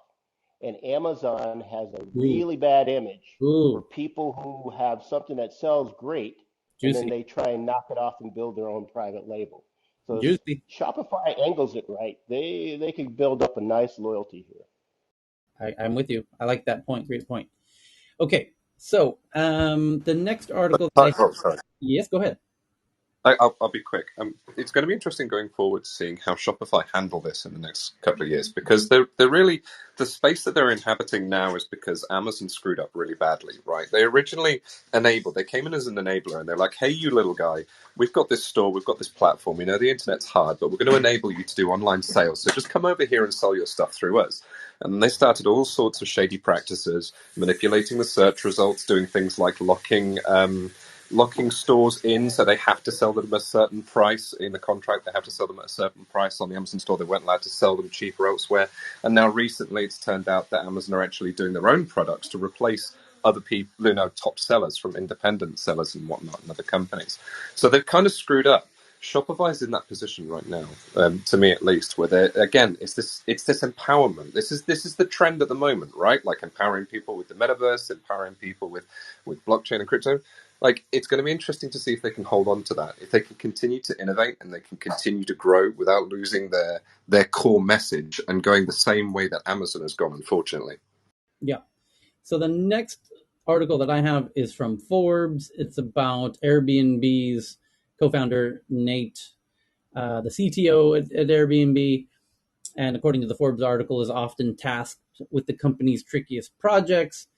And as somebody who knows a lot about Airbnb, I can tell you in summary, I did read the article and I can summarize it for you, that basically he's been very busy um, building tools for cities.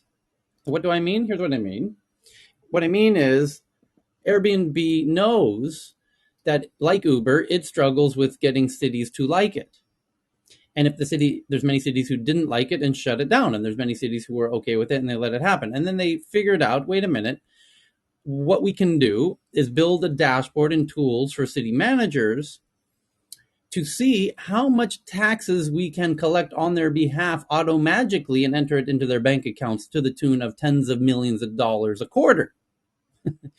And then it turns out magically all of a sudden they love this Airbnb thing, because Airbnb can force the hosts to comply on a tax basis, extract the taxes automagically, send them exactly over to the correct bank accounts on the city's behalf, and show the city a dashboard of all of the hosts on a map, how much each of them is paying, how many there are, and down in doing so, create a beautiful interface that, sings a very beautiful song that they like to hear, knowing what the city is looking for and wanting to avoid, and they craft that in a beautiful way to downplay their fears and boost their internal incentives, let's call it. So it's genius and it's working and it's getting cities to like Airbnb, but they had to build all of these tools in the back end for these sitter managers who now like it. And you can imagine the likes of it's a really interesting lesson for these disruptive apps to learn, like Uber and others, and potentially these drone companies and vertical takeoff and landing vehicles and everything else. You got to include these cities who can regulate you out of existence into the game and build them the tools they need to help manage it and show that it's in their interests and everything else. So in that sense, it's quite interesting. Well said. Tyler, I have a Yeah, question. Doesn't that change the terms and conditions that the people who are putting their homes up there, it does. as Yeah. far as all that data? So have they agreed to it, or is it something that, they're just going to do it and ask for forgiveness later? What happens is Airbnb says you have until they just sent out a huge memo to everybody saying you have until December 1st to show all of your tax stuff, register yourself in a very bulletproof tax scenario. And if you don't, we're going to be keeping 30% of your earnings. So that was a very strong incentive for everybody to comply. And this is the power of them being in the gatekeeping situation, right? They've capitalized enough of the market. Like, what are people going to do? Are they really going to pull their Yeah. properties from Airbnb? No, of course they're not. They're going to comply. They have to. Well, this is time for somebody to create an alternative, just like how there was, the Uber and the Lyfts and the Didis and stuff like that, because forcing people to submit this information when they've, went into it with whatever idea they had in mind necessarily isn't like, it's not going to garner the type of trust relationship that you want. So I could see somebody creating something, or there could be a mass exodus. They'll just deal with it now, but something's going to happen. Okay, next up is from CNBC. Labor group is seeking to organize workers at 4 Amazon warehouses in Staten Island as they refile their union petition with the National Labor Relations Board after withdrawing it last month in November. A group of Amazon warehouse workers on Staten Island filed a request for a union vote, the National Labor Relations Board confirmed Wednesday. And so far, for 2021, Amazon is kind of like 5-0. Might even be somewhere around 7, 8, 9-0 against these unions. They've managed to dodge the bullet every time thus far. And how will 2022 look? Well, it's anybody's guess, but I think given their record, Amazon seems to have some interesting tricks up their sleeve that seem to be consistent and difficult to overcome for these union organizers. There's a sister article to that headline, which says that Amazon warehouse workers in Oregon say they saw a spike in COVID-19 cases this fall after the company started rolling back pandemic safety protocols. And then the entire next new topic is from Bloomberg. They say they have sources, that means somebody's leaking, that Lena Khan, the new chairman of the FTC, Federal Trade Commission, Lena Khan is advancing an FTC investigation into Amazon Web Services, that's Amazon's cloud, starting in 2019, including whether AWS discriminates against non-exclusive clients. The U.S. Federal Trade Commission is pushing forward against antitrust scrutiny on Amazon's cloud computing business, according to people familiar with the matter. And it's a Bloomberg article, so it's paywalled, so give me two. I mean, Tyler, I laugh at that because, of course, you're exclusive for a reason. Otherwise, there would be no exclusivity, right? No, no, no. So exclusive. When they say exclusive, if they are not allowing you to do hybrid cloud architectures, if that's the case, then that is a big. That should be a really big alarm. Okay, thanks, David. Yeah, no, but I don't know. I can't read the article, so it's more of asking a question. I've got it right here, and Cheryl will likely pin it. I'll pin it to the top of the Clubhouse room, and Cheryl can pin it to the top of the Twitter space. And for those who don't know, we're in both apps simultaneously, where there's about 300 people in Clubhouse and maybe, I don't know, less than 100 in the Twitter space. And in this article, it says that FTC investigators have contacted companies in the past few months to gather information about competition issues related to Amazon Web Services, said the people who declined to be named because they weren't authorized to speak publicly about the outreach. At least one of the contacts was as recent as the past few weeks, said one of the people. The focus on Amazon's $16 billion cloud business, which brings in most of the e-commerce giant's profit, comes as Lena Khan, chair of the FTC, has set her sights on conduct by the biggest U.S. tech companies. Khan, a former Columbia Law School professor, rose to prominence, blah, blah, blah. Amazon fell 1% in New York after Bloomberg reported the news. Well, there you go, Bloomberg. There's your damage there. It sounds like That's going to be a really, really tough case to prove. I mean, that's the most competitive, dynamic market in tech is cloud Yeah. hyperscaler competition. So yeah, good but luck with I will that. tell you the only way they could have been denied, it depends on what type of business that they were doing. And, because there's certain things that you just don't want to have, in the cloud. So maybe it's because of the type of the business and the type of data that they So were using. it says one issue the FTC could look at is whether Amazon has an incentive to discriminate against software companies that sell their products to clients of AWS, while at the same time competing with Amazon. The fear is that Amazon could punish the companies that work with other cloud providers and favor those that it works with exclusively.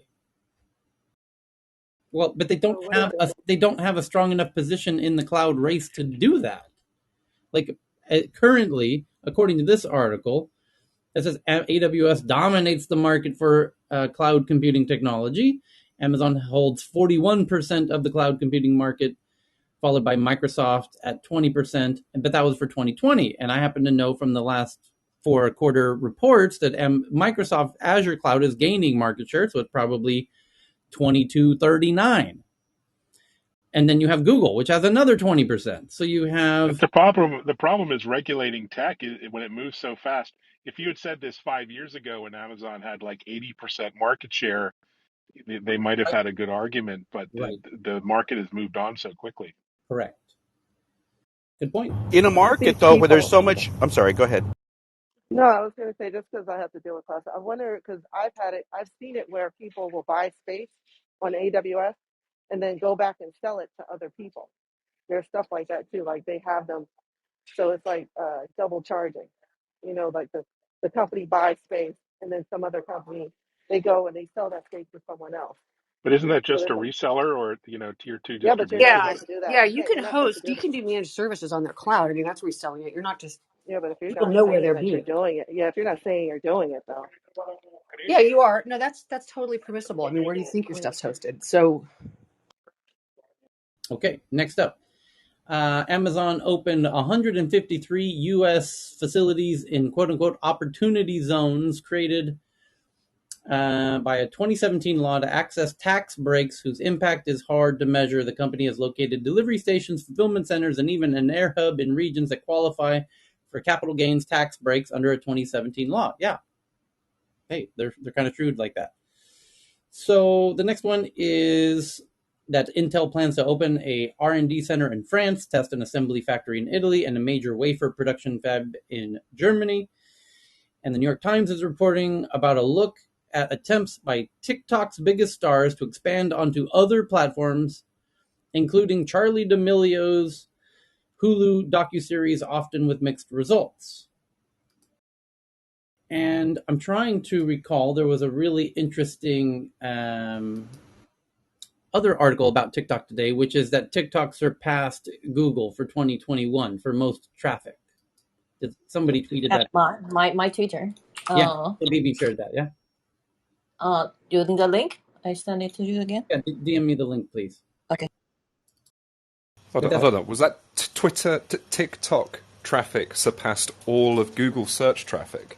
what the headline said. Mm, That's I think it was insane. no, I think it was twitter.com. I'm sorry, TikTok.com versus Google.com website visits. Okay, here we I go. don't think it was like search traffic. I'm sharing the article to the top of the clubhouse room. Cheryl can share it at the top of the Twitter space, and it says TikTok was the internet's most visited site in 2021, even beating Google. New research shows video sharing app first topped the charts in February and has generally stayed number one since August, according to Cloudflare. The app, known for its silly dancing videos, was the world's most visited site on the internet in 2021. And the app, owned by Beijing-based ByteDance, has had a rapid rise, hooking people with its secretive algorithm, which delivers video clips that it thinks you will like. It has turned dancing influencers Addison Rae and Charlie D'Amelio into household names, getting cast on TV shows, commercials, and movies. Earlier this year, TikTok said it had more than 1 billion monthly users. There you go. There's another article today that brands are jumping all over themselves to get into a new TikTok ad network to address these billions of users, because the content of these ads can be little cute, little videos that look just like the videos that users are swiping on. So, for example, TikTok is all about endlessly kind of scrolling through these cute little 10, 20, 30-second videos. And now you can put your ad right in there to look just like any of the other videos, because people don't know where these videos are coming from. And, if you can design a cute little video that reflects positively on your brand, the idea that it could be very, very engaging, incredibly high engagement value, which could the question is, what will the click-through rate be? And there might not need to be a click-through rate. A lot of brands can now start to sell directly in TikTok without ever leaving TikTok. And that's where things are going to get bananas in 2022. So, the next article, shall we, is, well, did we get through all the big ones? I think we did. Yes, we've gone through, well, in a letter, 13 Democratic senators are asking Mark Zuckerberg why Facebook removed misinformation safeguards ahead of the January 6th, citing Frances Haugen's leaked documents. To which he's going to reply, we didn't, she's mistaken. Here, let me explain what actually happened, and then that will go away, as just following the history of those conversations. And essentially, they've been misled and misinformed, and he'll tell his side of the story, and then they'll realize that. So there, I'm tempted to not mention that article. We'll save it for next time. India bans 20 YouTube channels and 2 websites for alleged anti-India propaganda from Pakistan, involving its new IT Act's emergency powers for the first time. So they're able to silence content that they don't like, and YouTube is complying. That's very interesting. And does anyone know what Triller is? Triller is a US-based TikTok clone that is no doubt eagerly hoping that TikTok gets banned, which it nearly did under Trump, or dealt with, for lack of a better word. And so Triller agrees to merge with an ad tech company called SeaChange, taking the TikTok rival public at a $5 billion valuation. And that's that news there. And then we're going to get into the tweets that everyone's been very patiently waiting for. And we've got a whole bunch of really good tweets, like this one from the New York Times. As I was saying, it says, TikTok made them famous. Figuring out what's next is tough. So I'm going to pin that one to the top as TikTok starts to monetize for its creators in a very big way. Here it comes. And here it is. Brands are flocking to TikTok with dedicated ad campaigns attracted by its 1 billion users and its algorithm that can make an ad seem just like any other video. And I will pin that to the top of the room. There it goes. There it is. So the next one is from Dr. Fran from Fast Company. It says, should I email, text, or call? Researchers have discovered the answer to an age-old question. If you need someone to help you with something, ask in person, says a new study from Cornell University. Meaning call. Okay, there's your answer. Number 2, Jeff G. sends in this one from CNN, claiming they have an exclusive that according to the U.S. intelligence agencies, the FBI, CIA, what have you, according to satellite images, it now shows that Saudi Arabia is now actively manufacturing its own ballistic missiles with the help of China.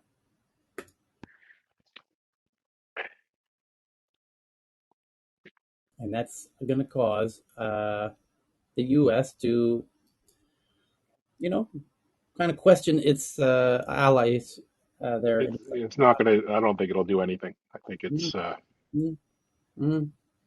Mm-hmm. They bought China. China buys a I should lot of hope their we already oil, knew this. and we don't.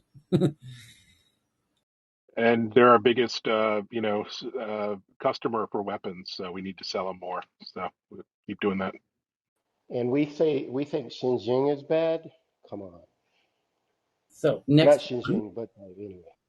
the next one is from CNN that Putin blames the West for the growing tensions during end-of-year news conference. Russian President Vladimir Putin has said that the ball is in NATO's court when asked about increasing fears of a war in Ukraine during his annual press conference, saying that he's put, 175,000 troops on the border of Ukraine because he worries that NATO is going to try and bring the Ukraine into NATO. And if you try and do that, he's going to storm in. And so that's why he's saying the ball's in NATO's court, and NATO's saying we're not. That's so it's an interesting stare down happening there on Ukraine. Ken sends in this one that Triller's merging with SeaChange. I just covered that. Thank you, Ken. And Katerina sends in this one that gut-derived metabolites that play a role in neurodegeneration are now identified. Researchers have identified high levels of 3 gut-produced toxic metabolites in plasma and cerebrospinal fluid samples of patients with multiple sclerosis. And wouldn't that be the Christmas gift we're all been hoping for to end on 2021 with figuring out multiple sclerosis? That would be amazing if that article is true. I just retweeted her article to the Tech News Twitter account, just like I do all these articles I'm reading, like this one, that plants are responding to more CO2 in the atmosphere by photosynthesizing more. Researchers led by Lawrence Berkeley National Laboratory and UC Berkeley used a new type of methodology that combines remote sensing, matching learning, and terrestrial biosphere models and found that plants are photosynthesizing more because of more CO2 in the atmosphere. And PT Yoder sends in this interesting article. It's a graph tracking COVID in a really interesting way. By reading the reviews of the Yankee candle sales on Amazon by people claiming that these candles have no scent. And there's an interesting, if you plot all of those reviews claiming that the candles they purchased have no scent, you can now track COVID in places where people are claiming that the candles they bought on Amazon don't have a smell. That's And fascinating, Tyler, because those candles like stink. I mean, they're smelly.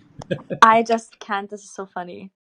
It's a really clever extension of what's been done for several years now, which is tracking the Google search trends to be able to get an idea of the spread of seasonal flu and that kind of thing. So this is very specific to the effects of COVID and very clever. Although most candles are sold in the fall and winter months, so when indoor respiratory viruses spread, so But I cold just and want, flu and COVID. So it's hard, if you look at the thread, it debunks a bit of that, correlation. But it's cool anyway. but what's true? The service response said you might got COVID. No, that's just hilarious because yeah, like complaint. so Evan, I Yeah, would but just someone push pointed back. out tracking the Google search trends. That is such a data, and there's been retroactive review of Google data showing that it could have been used much earlier in tracking COVID and other things. So Google search is actually a great data set. Yeah, I mean, that's absolutely. very That's why I specific. mentioned it. Yeah. Just Is to that a good thing or bad thing? Right? Anyway, sorry. that's right. So the next I think one, I just poo in the wastewater is a better measure, but yeah. yeah, I just retweeted this next one from Yeah, Tech. but that's the wastewater for COVID is a great idea, but I think it's a bigger comment, which is what Carl brought up or somebody, which is that you can use Google search trends to track different, if beyond COVID, a lot of different.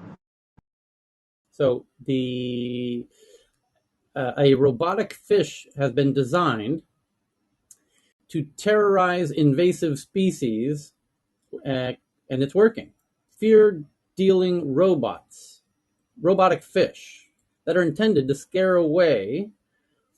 It's the robotic fish is designed to look like a largemouth bass. May be the key to solving a century-old quandary of scaring away these other fish that are, normally the big That's mouth. actually an awesome. Yeah, That's so an they're used. awesome use case because a lot of times the things that you introduce to get rid of the invasive species cause their own problems. I know up in the up in the Finger Lakes in Canada, they have a huge problem with some kind of weird fish oyster thing that was introduced, and getting rid of it is taking decades. So something like this that doesn't cause its own issues or additional issues could be very interesting.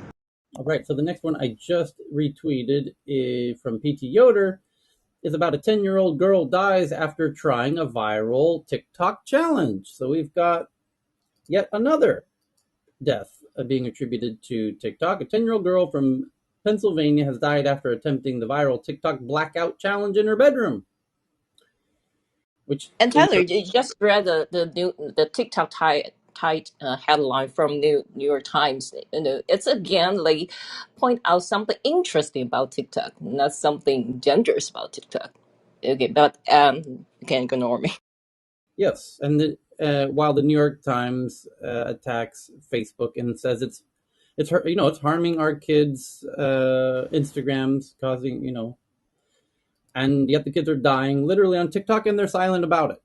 And the reason is because the New York Times is competing economically with Facebook, and Facebook's winning and stealing their advertising money. And now you know why. And TikTok is beating Facebook. And so, if your enemy's enemy is your friend, is what's going on here, and that's why the New York Times and the likes are silent about the actual deaths deaths, dying children on TikTok, and could not give a shit about it. And yet, they want you to believe that Instagram and Facebook, where no kid has been since the fucking 90s, is the real problem with your kids. So, yeah, you need to own up to this, New York Times. You need to be transparent about why you're attacking Facebook, and you need to start reporting on the kids that are dying due to these TikTok challenges. And it's a real shame and disgrace that you are playing this crazy game. So the next article is from Can Levine. I jump in with Go one, ahead, Ellie. Tyler? So this is recent from the Pandemic Prevention Institute, a tweet about an FDA report from yesterday. They tested two of the leading antigen tests with heat inactivated samples of Omicron, and they are confirmed to work with those samples. So that's Binax Now. And Quidel. So those have been confirmed to definitely work. There are no reports that in separate things that I've looked into in the last day or two for a couple of people. There are no reports substantiated with data of any of the antigen tests failing. There were 3 nucleic acid tests, that is PCR sorts of tests that detect the RNA. Three were found by the FDA to not fail. Only 2 of those are marketed. They're none of the common ones. And I tagged Tech News I on have that that one. tweet. I have that one coming up. If you let me skip ahead to it. Give me 2 seconds. I've got about Do we have a health news on Sunday again, or is it on all of this great question. Sunday holidays? I'm not sure. Cheryl should know. There it Figured is. it'd be a good time. I'm tweeting Ellie's tweet Yeah, now. I think Danish is planning on holding it as of last Sunday. Yeah. Great. So here's Ellie's tweet. I just retweeted to the Tech News Twitter account at TNATW about new data from Imperial in the UK. It's fascinating. 15 to 20% less likely, according to Imperial College UK, 15 to 20% less likely to need hospital care with Omicron versus Delta. That's absolutely fantastic news, by the way. Well, And Well, no, maybe, that's maybe, only maybe, maybe a not. slight Right. reduction. right, but But any if you reduction know, is if great news. Yeah. right, but if it's if 10 times more people have it, then it the hospitals are still overrun here in the Yes. U.S. anyway. So Yes. yeah. But you also have 10 times more people exposed, which brings us closer to the hopefully inevitable end to all of this madness. If you have Hope had so. COVID before, 50 to 60% less likely. That's great. Well, more importantly, it's great that it's not an increase in need for hospital care. It's a I agree. because it Yeah, was it's going it to be was an ugly. It's going to be an ugly 60 days in the U.S. anyway. yes, What do you think, John, or others? I mean, I don't know. I'm not an I expert. just due, Oh, agree. oh And yeah, to the volume. Yes, there's no escaping it being ugly for the next month or so. It's just, and as you point out, 80% of 3x 4x is a big increase over prior. So yeah, even though it causes less hospitalization, the number of people who are still unvaccinated or not boosted, who are going to end up in the hospital is probably going to substantially exceed our prior record in the U.S. so the thing that everybody can do is wear high quality masks. That's the only thing that's going to make this not horrible or not catastrophic. okay. Amen. Yep. Next up is that Visa partners with 60 crypto platforms to let consumers spend digital currency at 80 million merchants. Wow. They don't want to be left out. And they're trying to get a Anyone second. anyone know how this will work in practice? I'll just be able to use my Visa card and as a crypto wallet, or what's the deal here? I just tweeted it to the Tech News Twitter account. Evan, do us the favor and digest that. I can bring it. Visa is a very long-term partner of mine, and still is. So I could get them to come in and tell you, but that might bore us to tears to hear their version. So it might be quicker to read the article. Um, So, And Tyler, before we permanently leave COVID for today, yeah. people should be aware that if you think, I'm fully vaxxed, might as well get it over with this less lethal virus and be done with it. The history of persistent immunity is challenged. Number one, and number two, long COVID, long COVID, long COVID. There are going to be 5 times as many people with long COVID than there are people who die. Well, And a separate point, there was a paper a few days ago, or a preprint a few days ago, autopsy data from people who'd had COVID and gotten over it that shows that it gets into the brain and it gets into other tissues in not everybody, but enough people to be concerned about it. This might be part of the story on long COVID, maybe not the whole story, but if to the extent that that's true, there is a little bit of good news in that for the people with long COVID. It means that the antivirals could potentially be a treatment for them, but that remains to be seen. so I have a there's question for John. go ahead. Oh, So John, we keep highlighting long COVID, right? But now we also know that vaccinated people with no symptom, they also have a chance of getting long COVID. So what would be the solution of not getting long COVID? absolutely true. Masks, masks, masks, distancing, common sense. Thinking that you're getting persistent immunity with no consequence from getting infected with Omicron is faulty thinking. You take this one as serious as the last, and hopefully this will provide immunity and really transform us into endemic. But we really don't know, because as Ellie has pointed out in previous discussions, there's already significant variants of Omicron that have been detected that are antigenically different, which pose the same risk. So take it seriously. Okay. And under that common sense, I was talking to a friend whose family was going to get together for Christmas, and her relatives would not test just because that's how they are.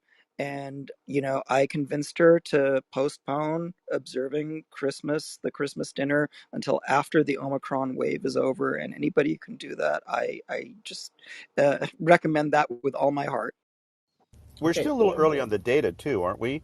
We're still. I mean, Yes. nothing's really conclusive yet. So, the wisest path for those who are doing everything in their power to try to not get this, particularly the long COVID, that really we need to anchor on in terms of what the biggest risk is here for most of the people, is we're still on a wait and see with regards to having the solid. Only the earliest information is showing up. So I just wanted to make sure we recast that as the Yeah, I context just as want well. to share Thanks. something how we live life in Japan now. We don't have many cases, right? And hospitalization rate is also low. We just carry on life as normal. There's no vaccine passport requirement for those people who are unvaccinated. All they do is everybody wear mask. That's all.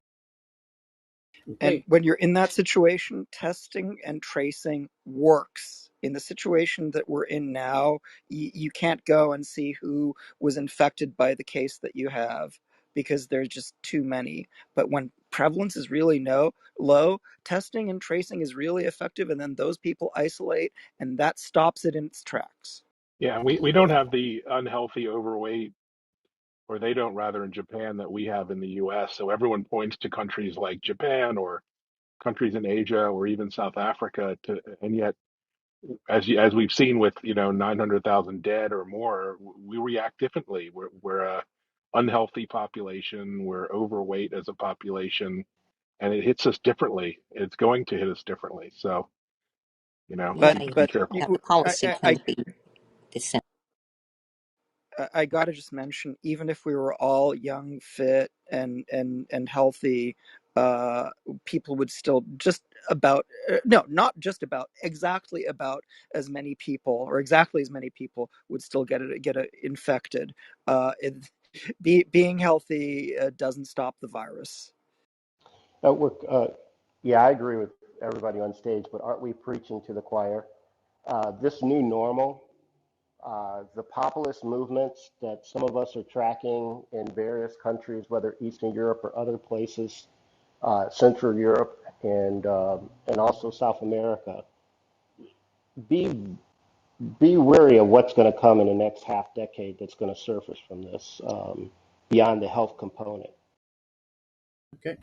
So the next one is there's a few more COVID articles like this one that Pfizer's COVID pill authorized in the United States is the first authorization of a drug that newly infected people can easily take at home to stay out of the hospital. And let's pray to God those are available to people who need them as Omicron ramps up. And Nigeria destroys more than 1 million expired COVID vaccines.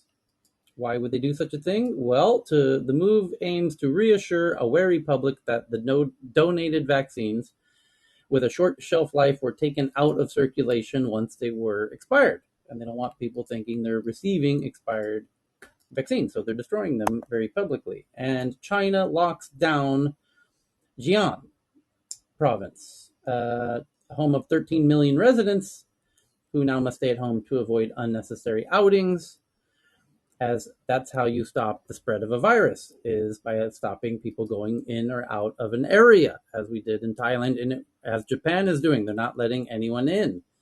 It works incredibly well, as nearly every island nation knows. You must control it geographically, and so China's doing the right thing as they should and shutting down a city from anyone going in or out. That's how you stop it. It works every The time. Americas is a giant island.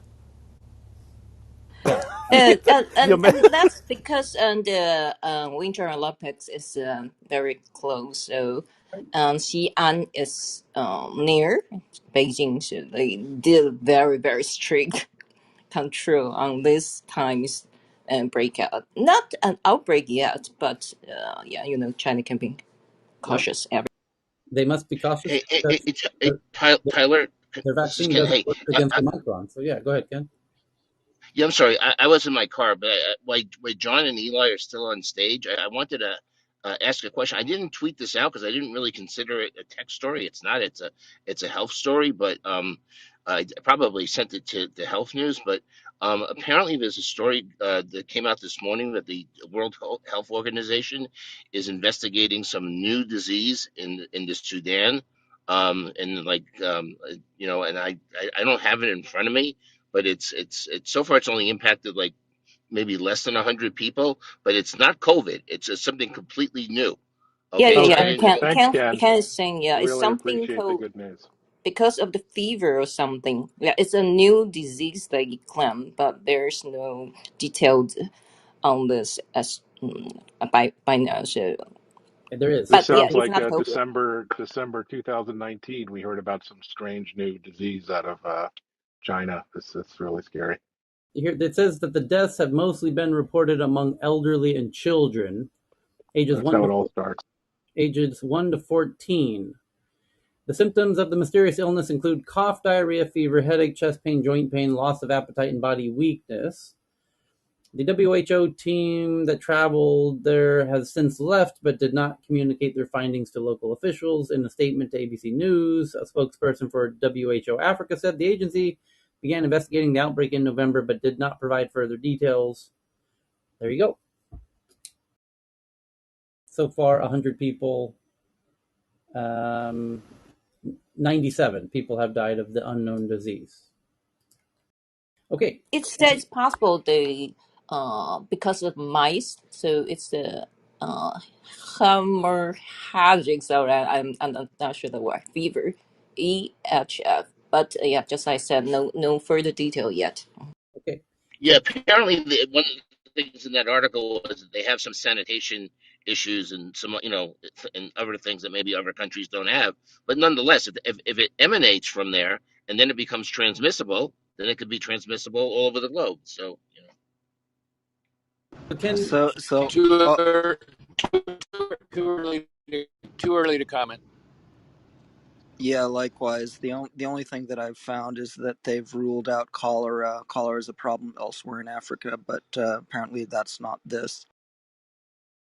Ken, you shared an LA Times article about the craziness of news and media. The crisis of democracy is a media crisis, and the mainstream press is losing. I love the headline from the LA Times. Do you have a quick synopsis of this one? No, I only sent it to you because you've been focusing so much on Sure. this issue. It's not even really a tech issue; it's a Yeah. media issue. So Yeah. like literally, I'm not in a position to like synopsize it right now because I'm sitting in my car, I'm waiting on a line somewhere. So Yeah. I'm just skimming it, and it seems to kind of parrot the points that we've been making, which is it started with the right becoming entertainment, and then the left jumped in and followed suit and doubled down, and now we found ourselves hey, in. Tyler, what was that from the LA Times, by the Yes. way? Yes. Oh, okay. Because I was going to ask you because sometimes there's a lot of good stuff we discussed it privately on this information, which I don't have a subscription to, but sometimes you could just make out the headlines. I could like tweet you, like the top parts of it, and you should too. But the information picks up things that no other, So there was a paper in the Proceedings of the National Academy of Sciences on just came out just a few days ago, algorithmic amplification of politics on Twitter, and they found that Twitter's algorithms definitely amplifies more right wing politics than anything else, any other politics. Okay. Next up is all right, let me finish that one. The next one is from PT Yoder that 3 students are now charged with felonies for promoting the bring your gun to school trend on TikTok. The trend led some schools to temporarily close last week. Yeah, but hey, not How does when they say it's a Wow. trend, does that mean it was trending on TikTok? And I mean, why isn't TikTok liable if they allow a trending topic like that to trend? I mean, it's their platform; they control the algorithm. It's all very confusing. yeah, you So, would think so, Well, so it where needs to where are the be. parents? a I mean, come journalist Well, on. no, I mean the posting. Yeah. parents are one thing, but if it's trending, it's literally something under TikTok's control. They can decide what trends or not Right, on their platform. I mean, so Careful. just it's quickly on Stop this, before asking we go leading down, questions there, Evan. no, before I we mean, go down. Oh, sorry, Evan. I I'll shut. assume TikTok people don't want children killed by guns as much as the other thing. So I'm just wondering how responsible they feel or are for allowing a topic like that to trend. Anyway, I'm done. Okay, so Is it new cyber warfare? Ken shared a new one about Tesla under investigation for allowing drivers to play video games. Yeah, we covered this a couple days ago that they're going to start investigating if they should have that on or not. If the car's moving, should the driver be able to play video games in these quote unquote self driving cars? And the next article is from the Wall Street Journal via Poppy that Elon Musk says he lives in a 50. This is an interesting one. So here's the headline from Wall Street Journal. Elon Musk says he lives in a $50,000 house. He doesn't talk about the Austin mansion. Now, this one got quite hot on the web in the past 24 hours. And it says the world's richest man who said last year that he was selling physical possessions has been living in a billionaire's friend's estate and shopping for his own Texas palace. And then it goes into showing the actual house in Austin where he's spending time. Now, I happen to know quite a bit about this because the friend of the house, the owner of the house in Austin that he's staying at, is, until very recently, the U.S. ambassador to Sweden, Ken Howry, who happens to be a very close friend of Elon Musk's and Peter Thiel's because he was a co-founder of PayPal. So Elon Musk is living down in Boca Chica at SpaceX launch pad in a $50,000 house. That's true.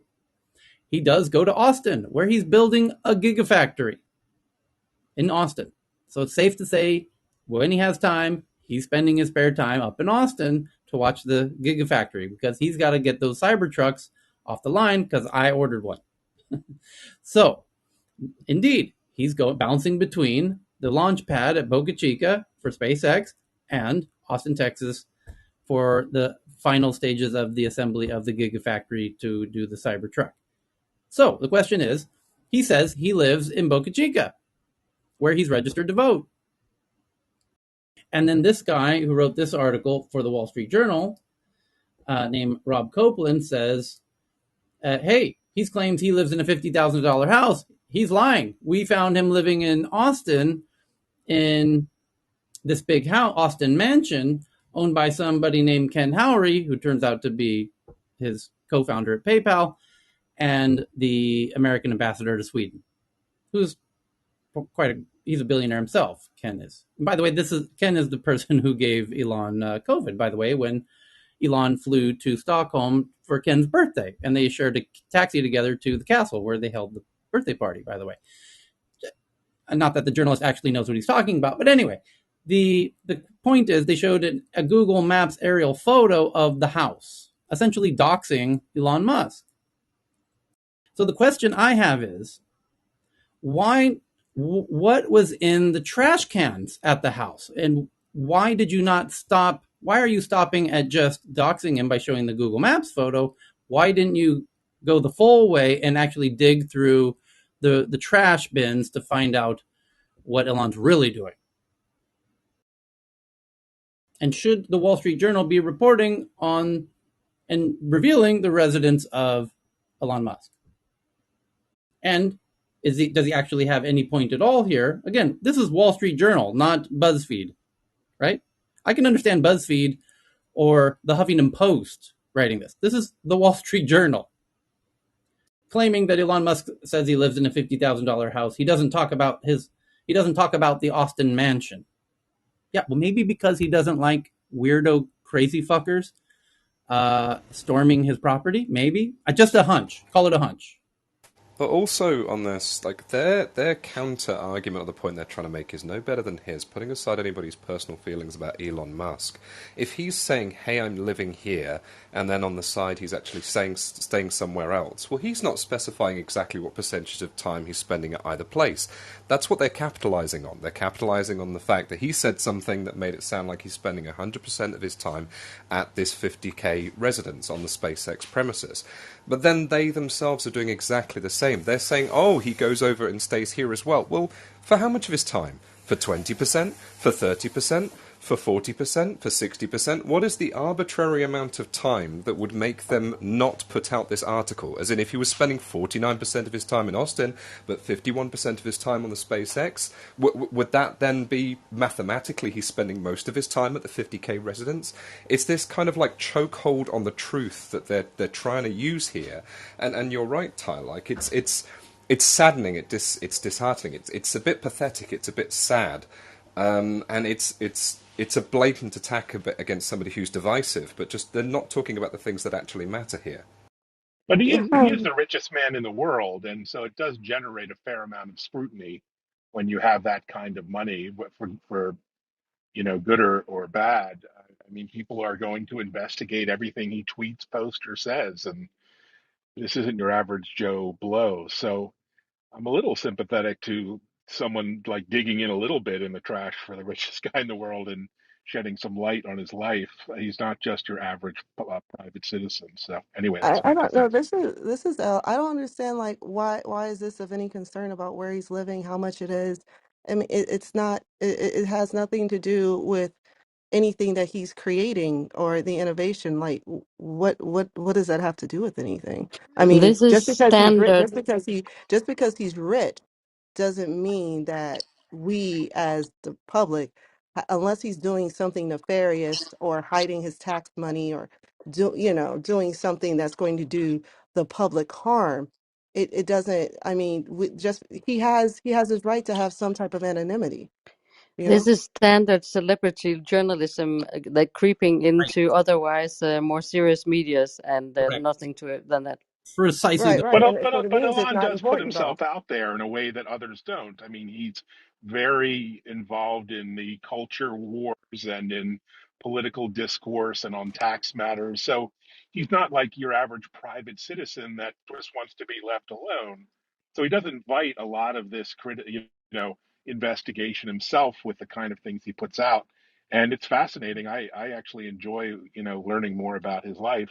But he invites some of this as well with his very controversial views on lots of different issues. Anyway, I don't thanks. know. Doxing a But person, I think, is a I little too much. Like sharing where someone lives, where they rest their heads, where their kids are. I mean, we don't know if their kids are there. So, I mean, because that's my realm, security. Like, I'm very protective of where I live and who I want. And I would not want, even though I'm not Elon, but, we don't need to know that, you know? I just want to say that from the ethical standpoint, what you're saying is so right, and I could, agree with every word you've said. But then TMZ and similar web pages and media, tabloid, journals wouldn't have work. So I guess the nature of humans is that we are curious about what other people do, where they live. We compare ourselves to them, and Mhm. it's something I that we guess I'll just be want like to. Tyler. They need to, like, Yeah, do journalism and, exactly. and The do real I that. work. agree, And, but yeah. Alon loves the attention. He's a magnet for it. He's been on Saturday Night Live. He's created unlimited numbers of memes, and that's not an But excuse for docs, violating his yeah, docs, privacy. yeah, But his but privacy. Yeah, that's where I'm on but at. come on, He's a he public invites. figure, so the law is different from him. He's not a private citizen, he's a public figure. So by law, Ah, it's different. This is so but interesting to me because the fact the words that we're using here is indicative of the real problem is that we're in a situation in society where not only are these kind of actions and these kind of articles and we're saying there it's okay to take a person who's in public limelight and investigate them, but sometimes very deeply. Not only is that socially acceptable, but it's also clickable. Like it's traffic generating, and I think that's the real issue here. I mean, there's a difference between between engaging with social opinion and inviting yourself open to everybody's opinion, and in a way that the Wall Street Journal's doing. But there's also a difference between that. There's two arguments here. Like one is two trains of thought here that are like being smashed together. One is, does Elon or anybody in his position deserve to be scrutinized like that? And the second one, which is unrelated but just as important, is should a place such as the Wall Street Journal be doing publications of this manner with this level of taste? And those two things are very separate. They are So separate, but let me just jump in. He put himself out there. He loves being a public figure, and if he's going to put things on Twitter like "Should I sell my stock" or "I pay taxes," he's inviting this kind of review. I agree I agree with both of your statements there, Carl. And as everyone's pointing out, this is like highly nuanced or a lot of different aspects, and I'll I'll talk a be lot right about back. what's going on in our society currently, right? With the non-information, false information, what we find interesting. I mean, who cares where he lives? But so Uh, so but this is just since Diana died. I mean, this is not a new thing. I don't understand the discussion at all. Like yeah, I think when monarchs in family the comes into UK and play. and actors, they are all scrutinized all the time. They have all paparazzi all the time around them. And he turned himself into a public figure, so I really don't understand. And we cannot tell journalists what to talk about. We just can just not read it. That's our Yeah, choice. but that's the if way you if tell them not to talk serious about it, not reading it. if serious journalism were doing its job, we might hear a little bit about this, but we'd be hearing much more about the fact that there was an Omicron super spreader event in his factory, the largest super spreader event in a Thank you. workplace. yeah, I think Thank you got you. an oxymoron going there with the serious and journalism. I mean, I think journalism is out the window these days, and so as you're all pointing out, we have to be skeptical, very skeptical, Ellie, as you point out, in what we're reading, and it's disheartening. And I know that I don't think we've raised this in this room, but didn't a lot of the big media, I think it was newspapers, got together and I don't know if it's like a petition amongst themselves, but to try to foster better journalism because they're recognizing that you know their industry is going out. It's all Also, this becoming Yeah, is they've not a lost their new thing again. credibility. If you look into the American Revolution, people didn't want to go against the UK, right? So the few people that make like a little bit of havoc or like chaos in Boston, they completely overblown it that a lot of people were killed, a lot of chaos happened, which was not accurate at all. Like this has been always a tool like media. It's really nothing new, I think. exactly. Thank you. It's just It's on hyper. It's just well, on except that it's overdrive now. amplified now. It's actually much Yeah, more thank dangerous. you. It's Yeah. amplified. Yeah, it's overdrive. Yeah, So that's the thing. We have different modes to deliver this information. It's one thing for it, it was siloed and it was just in the paper. And you had to subscribe to that paper to even get it. Remember your parents, I don't know how old everybody's in here, they used to subscribe to the Washington Post or actually have to get up and go out and get the stuff. Now it's just hyper. It's on our phones, it's on our tablets, it's on the computer, it's on the TV, it's everywhere. So so it's I would argue that Yeah, the it's this is maxed part signal. of out. the. So just because we did it in the past doesn't mean it's right now. I totally believe, yes, he made himself a public figure, but when it comes to your home and your right to privacy, everyone has that no matter how much money they make. In the place where No, your there's Well, children rest their the head, signal in the to place, they noise don't. let me ratio, finish, I Don't. would I'm gonna land my argue, plane. I'm is gonna land my very plane real different. fast. I'm gonna land my plane. In the place where your children rest, you're putting the safety of others in place, not just Elon, but the safety of his family when you dock someone. Well, And I more will say, in the state of Let me. Maryland, and that's illegal. well, That's Twitter That's right. etiquette issues. Wait, Twitter there's has a I new want etiquette. There's Twitter has laws. a the Let brand me new just jump signal in on to the policy. legal noise side. Hold ratio on, The legal nowadays side. is way Wait, more. Katerina, if Hold you on, want, hold Katerina, it's on. One hold on. at a time. Hold on. So Twitter has a new policy precisely against this of sharing of images of personal information. But that's even not the new one. The doxing is an old policy. They updated the doxing policy to include photographs. This article does include a photograph of the home. Should Twitter then ban any links to this article? well. But Here's the not for question though. With public Twitter, figures.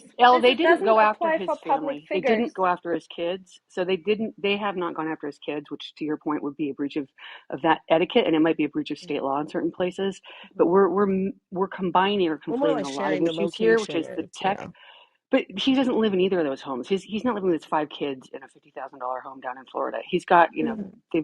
they've got, and he puts himself. But the difference is that what we're talking about is tech and what people click on and clickbait and the exponential reach right now and the lack of accountability. So back to your earlier points, when you had to go after this information, it was siloed. It didn't reach as quickly as fast, and we had a little bit more accountability, which we don't have now. And so it's a different world. I mean, we can talk about it and try to look at it in historical, we need to understand history, but we also have to look at this in this growing paradigm in technology and socially.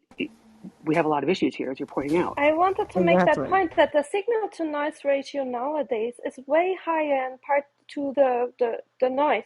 Because back in time you had like a couple of newspapers and a couple of news stations that everyone would watch. When you had something going on TV, like Kennedy was shot or the royals were marrying, or like the news station in Germany, for example, every single household in Germany would at 8 p.m. would have their kids to bed at 7:30, so every single grown up would watch the news show at 8, and at 8:15 everyone watched on Sundays the crime movies that were produced in Germany. Every single person.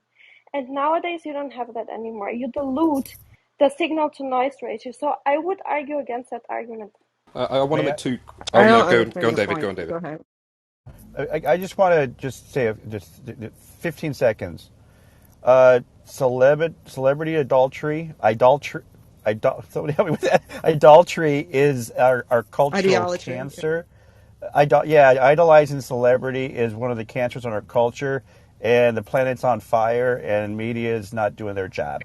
We don't even we don't even need to get into the details of what's happening in the celebrity lives. I agree that doxing should just be illegal and all that stuff, but we've got this is all distraction. This is all the irresponsibility of the Yeah. media, and just So two very, Wait, very back quick. to use of words though. Some of it's doxing and some of it's investigative journalism and some of it's, something else. And so again, back to those subjective lines. Yeah, I think Musk has tied himself intimately to the discussion on tax policy and what taxation should be for wealth and income inequality. So you mention it on articles about that whenever he comes up. This is not like something that should be consuming so much bandwidth. My issue, Yes, I my agree. I think I think some people are missing. Sort of my main point is I have no problem with TMZ doing this generally. My problem is yeah, that it's the Wall Street fucking journal. yes. Should the New York Times start doing Yes. articles like this? Is this what you want them to do?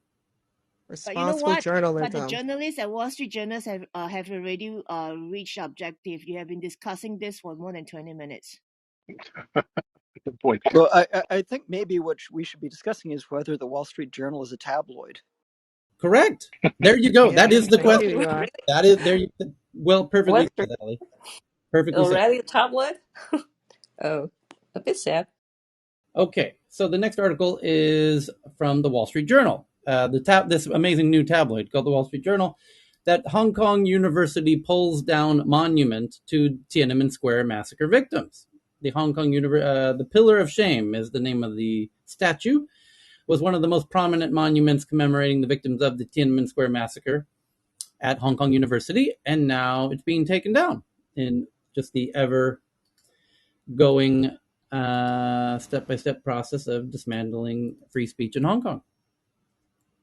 So the And erasing history too. I mean, yes, quite literally, it's not even just rewriting; correct, it's erasing history. correct. So the next one is from Amit Goldman, who's listening in the audience. That Microsoft's massive new language AI is triple the size of OpenAI's GPT-3 Megatron. So we will look forward to see the results of that. And Jeff G shares this one from CNN, that buy now pay later is a huge hit with shoppers. Just how dangerous is it? It's super dangerous. Everyone's, this is the world's biggest problem, this buy now pay later, right? Can I add to that quickly, Tyler? Yep. A related tweet that I've just done. Monzo is a UK internet-only bank. Very, very good bank. Does some cool stuff. One of the features that they have, I don't know how many other internet banks have it, is that you can claim your wages early. So if you have a regular reoccurring income into your account on a specific day, say the 24th, then after a certain amount of pay-ins, you can actually start claiming that on the 23rd. And the money comes out of Monzo's pocket, and then when the funds are cleared, everything balances out. That's actually crashed this year since they brought it out, because everybody is trying to claim their Christmas wages the days before. So this has happened in the last couple of hours. Their systems have just completely crashed, and payments are being lost, and it's a bit of a mess. But yeah, just tied in slightly with what you were saying there. So Jeff G just shared an article from CNN about the tragedy unfolding in Afghanistan. They use a 3-year-old infant as the poster child, saying that this 3-year-old appears to be like a newborn infant because it's so malnourished. This is the face of Afghanistan's hunger crisis. And it talks about Camilla, the 3-year-old, who weighs just 11 pounds. And Camilla has been malnourished for 8 months now.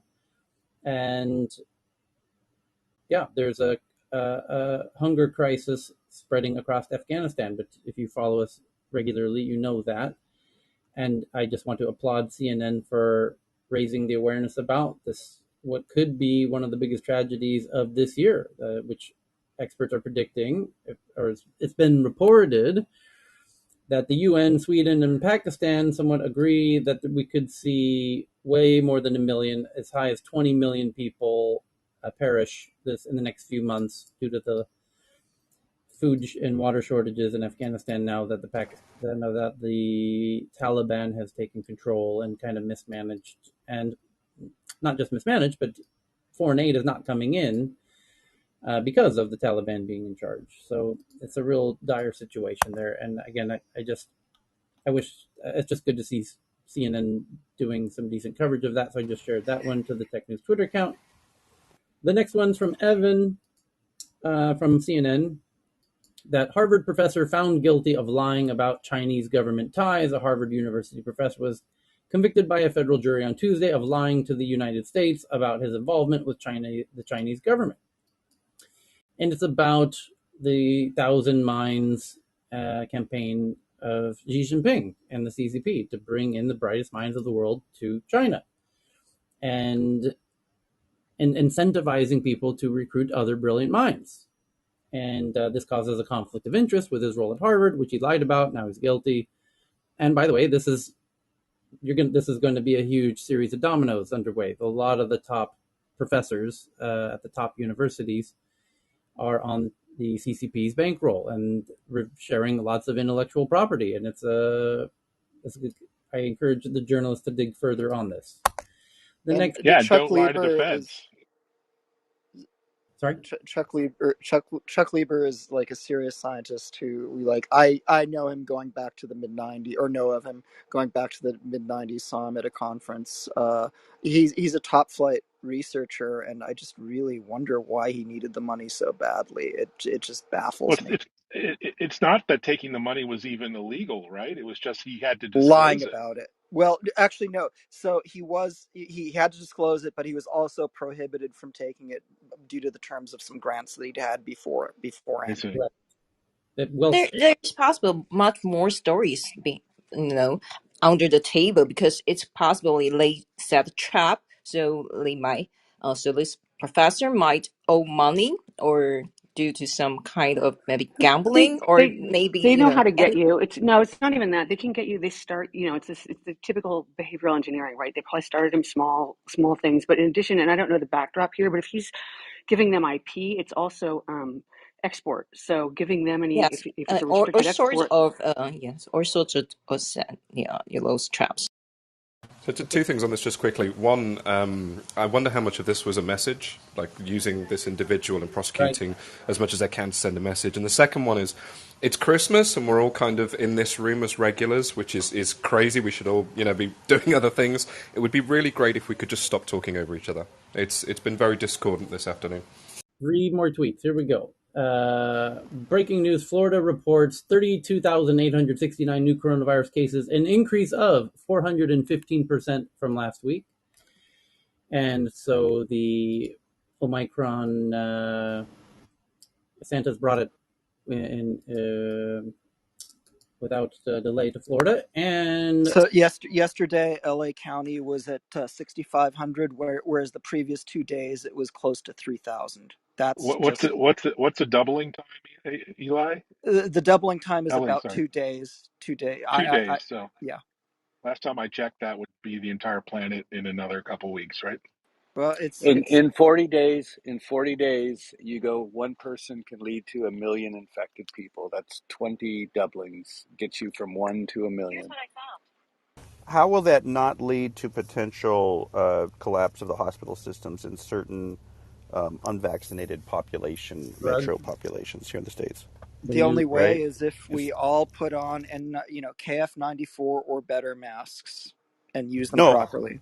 no, I understand, but I'm just saying that's not those mandates aren't even quote unquote allowed or just I'm just saying it's just it's still the math still supports the idea that there's some dark storms that some areas here or most areas here in the states may and not just states, not when I say states I meant the U.S.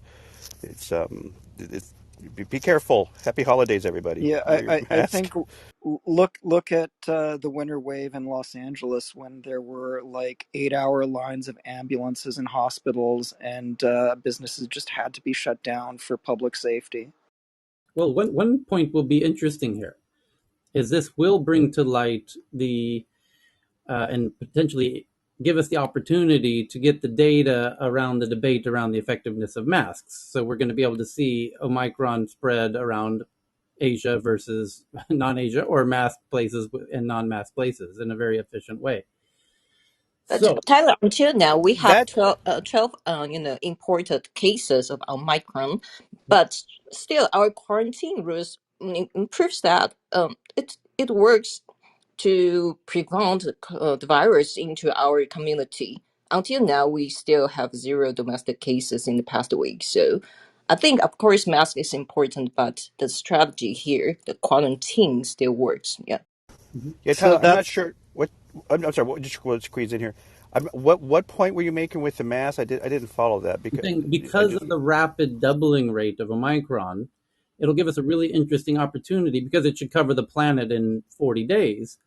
We will see in which places does it spread and the doubling rate in different areas, and if that correlates or with mask usage.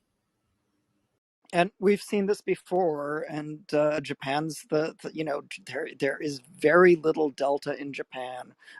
They wear masks, and Same here. we have the answer. But the problem in the U.S. is that the Democrats are really afraid of losing the midterms, and they're afraid that mask mandates and other such measures will definitely cost them that election. That's where we are. But And they Japan will also lose the has this midterms. quarantine rules right now as well. So it's not only the mask. You need Oh, this to protect the I want to border. comment about Yeah. Japan quarantine. Actually, Japan is not really that fixed on their quarantine. I mean, Yeah, so but strict on their I quarantine think and hold Japan on, hold on, changed hold on, that hold on. for foreigners, Oh, hold on. in the I'm past just month. saying that So they are yeah, not so strict on their quarantine and contact tracing. So must really work. Well, Bibi is referring to quarantining people coming into the country until they have had long enough to I can tell definitively you yeah, test yeah, during yeah. negative. Yeah, but Until during they the are Olympics, clean, they are not allowed into the it's an country. during the illogical. Olympics, It's an many people illogical come in argument without proper because they quarantine. have it. Same with Thailand has 10 known cases. But what you're going to see is that the doubling rate in Thailand is nothing like 2 days because everyone's wearing masks. You're going to see the same thing in Japan. And this is finally going to give the very concrete data that shows that masks are going to stop the spread, not stop the spread, but greatly reduce the doubling rate in places with masks versus places without. Yeah. So during the Olympics, Tokyo Olympics, right, many people came in without proper quarantining and they even are not vaccinated. So that's when, well, the cases shut up, right? But Correct. after they are gone, it came down. Correct, because everyone's wearing masks there. And then people, Yes, everyone's wearing Omicron's masks. Uh, really going to highlight this in an even more obvious way. And I But can it's tell Japanese. something I mean, when Cheryl, if you are Japanese, if you're told, please control yourself, don't go out if not necessary, Japanese will do that. So that's another It factor wouldn't, but comparing with the Western world. Yeah. given the contagious factor of Omicron, that wouldn't matter. Everyone's going to get it regardless. Yeah, yeah. I just say why the Japan, uh, even without strict quarantine, the past maybe year, they still can decrease the positive cases. Same with Thailand, by the way. Long COVID for everyone. No one, the Thailand isn't telling the Thais to stay home. But we have 10 cases in Yes. Thailand, but it's not going to spread nearly as fast as it's going to spread everywhere else because we're wearing masks, and only because we're wearing masks. You Yes. can make up any crazy fucking thought that you have. You're dead wrong. It's really Yes. simple. Don't get confused. Understand simple algebra. It's that Okay, you know simple. what? My MacBook died, battery died, so I'm not on Clubhouse now. I'm in Twitter Space. So I just want to say the quarantine. Okay, the people are still traveling in Japan. They are just not open to foreigners with no residency here. So I can travel. Any Japanese can travel. They can go in and out. And the 14 days quarantines or whatever number of days is not strict because I'm allowed to go and buy food even when I'm on quarantine. So that's why I'm trying to say the quarantine rules here compared to Singapore is totally not strict at all. But everybody is just wearing their mask. That's what I'm trying to say. And it's not N95. They're just wearing any mask, even non-surgical mask. So just wear something. If everybody wear a mask, I think situation will get a lot better. And everyone might end up getting it in Tokyo and or Japan and in Thailand. The point is the doubling rate will be significantly slower. That's the point. And Because and when the doubling rate is slower, there's a better chance that the medical correct. system won't be overwhelmed. There we And go. So that's the that problem with people this, right? There's Sorry, the clap. There's sorry. the clapometer. We did it. We figured it out. Well done, everybody. Just going to say on Ellie's point that I cut off, I'm so sorry, dude. That's the problem, isn't it? Because then you're saying, well, you as a person are going to get it, and you have to wear this mask that you were moaning about, which is insane, by the way. But it's an altruistic thing to do, isn't it? It's like you have to wear a mask to slow down the spread so you don't destroy the medical institutions of your region.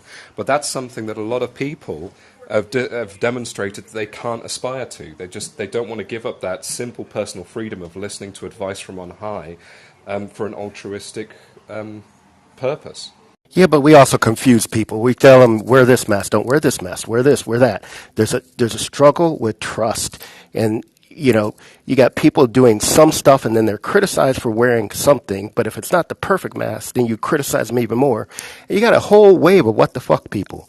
So you should be happy when somebody covers up. Don't beat them up, and then go out and work with the ones that aren't covering up. But when you go after everybody, trying to get them perfect to where they, whatever mass that is, you're going to lose the ones that were committed also because you keep changing the message. Okay, next up, AI art powered by words. This is the article. It says the reality bending powers of AI have been kept increasingly busy over the past decade, and now there's an app that allows you to create art with your words. So you say what you want, and it creates this art, and it's really cool. I just tweeted it, or just retweeted Lavina's tweet, so you can see it on the Tech News Twitter account. And last but not least, are we ready? Here it is. We did it from BB. Back to Japan. From Reuters, a Japanese professor creates a teletaste TV screen. The professor has developed the prototype lickable TV screen that can imitate food flavors, another step towards creating a multi-sensory viewing experience. There you go. I just Yeah, Love it. Yes, it's tasty low thank photo. you. Oh, that is so interesting. lick your screen, everybody. Go ahead. Why I does need a the word metaverse sock. We did it. We're done. why does the word teledildonics pop into mind? Smell-o-vision.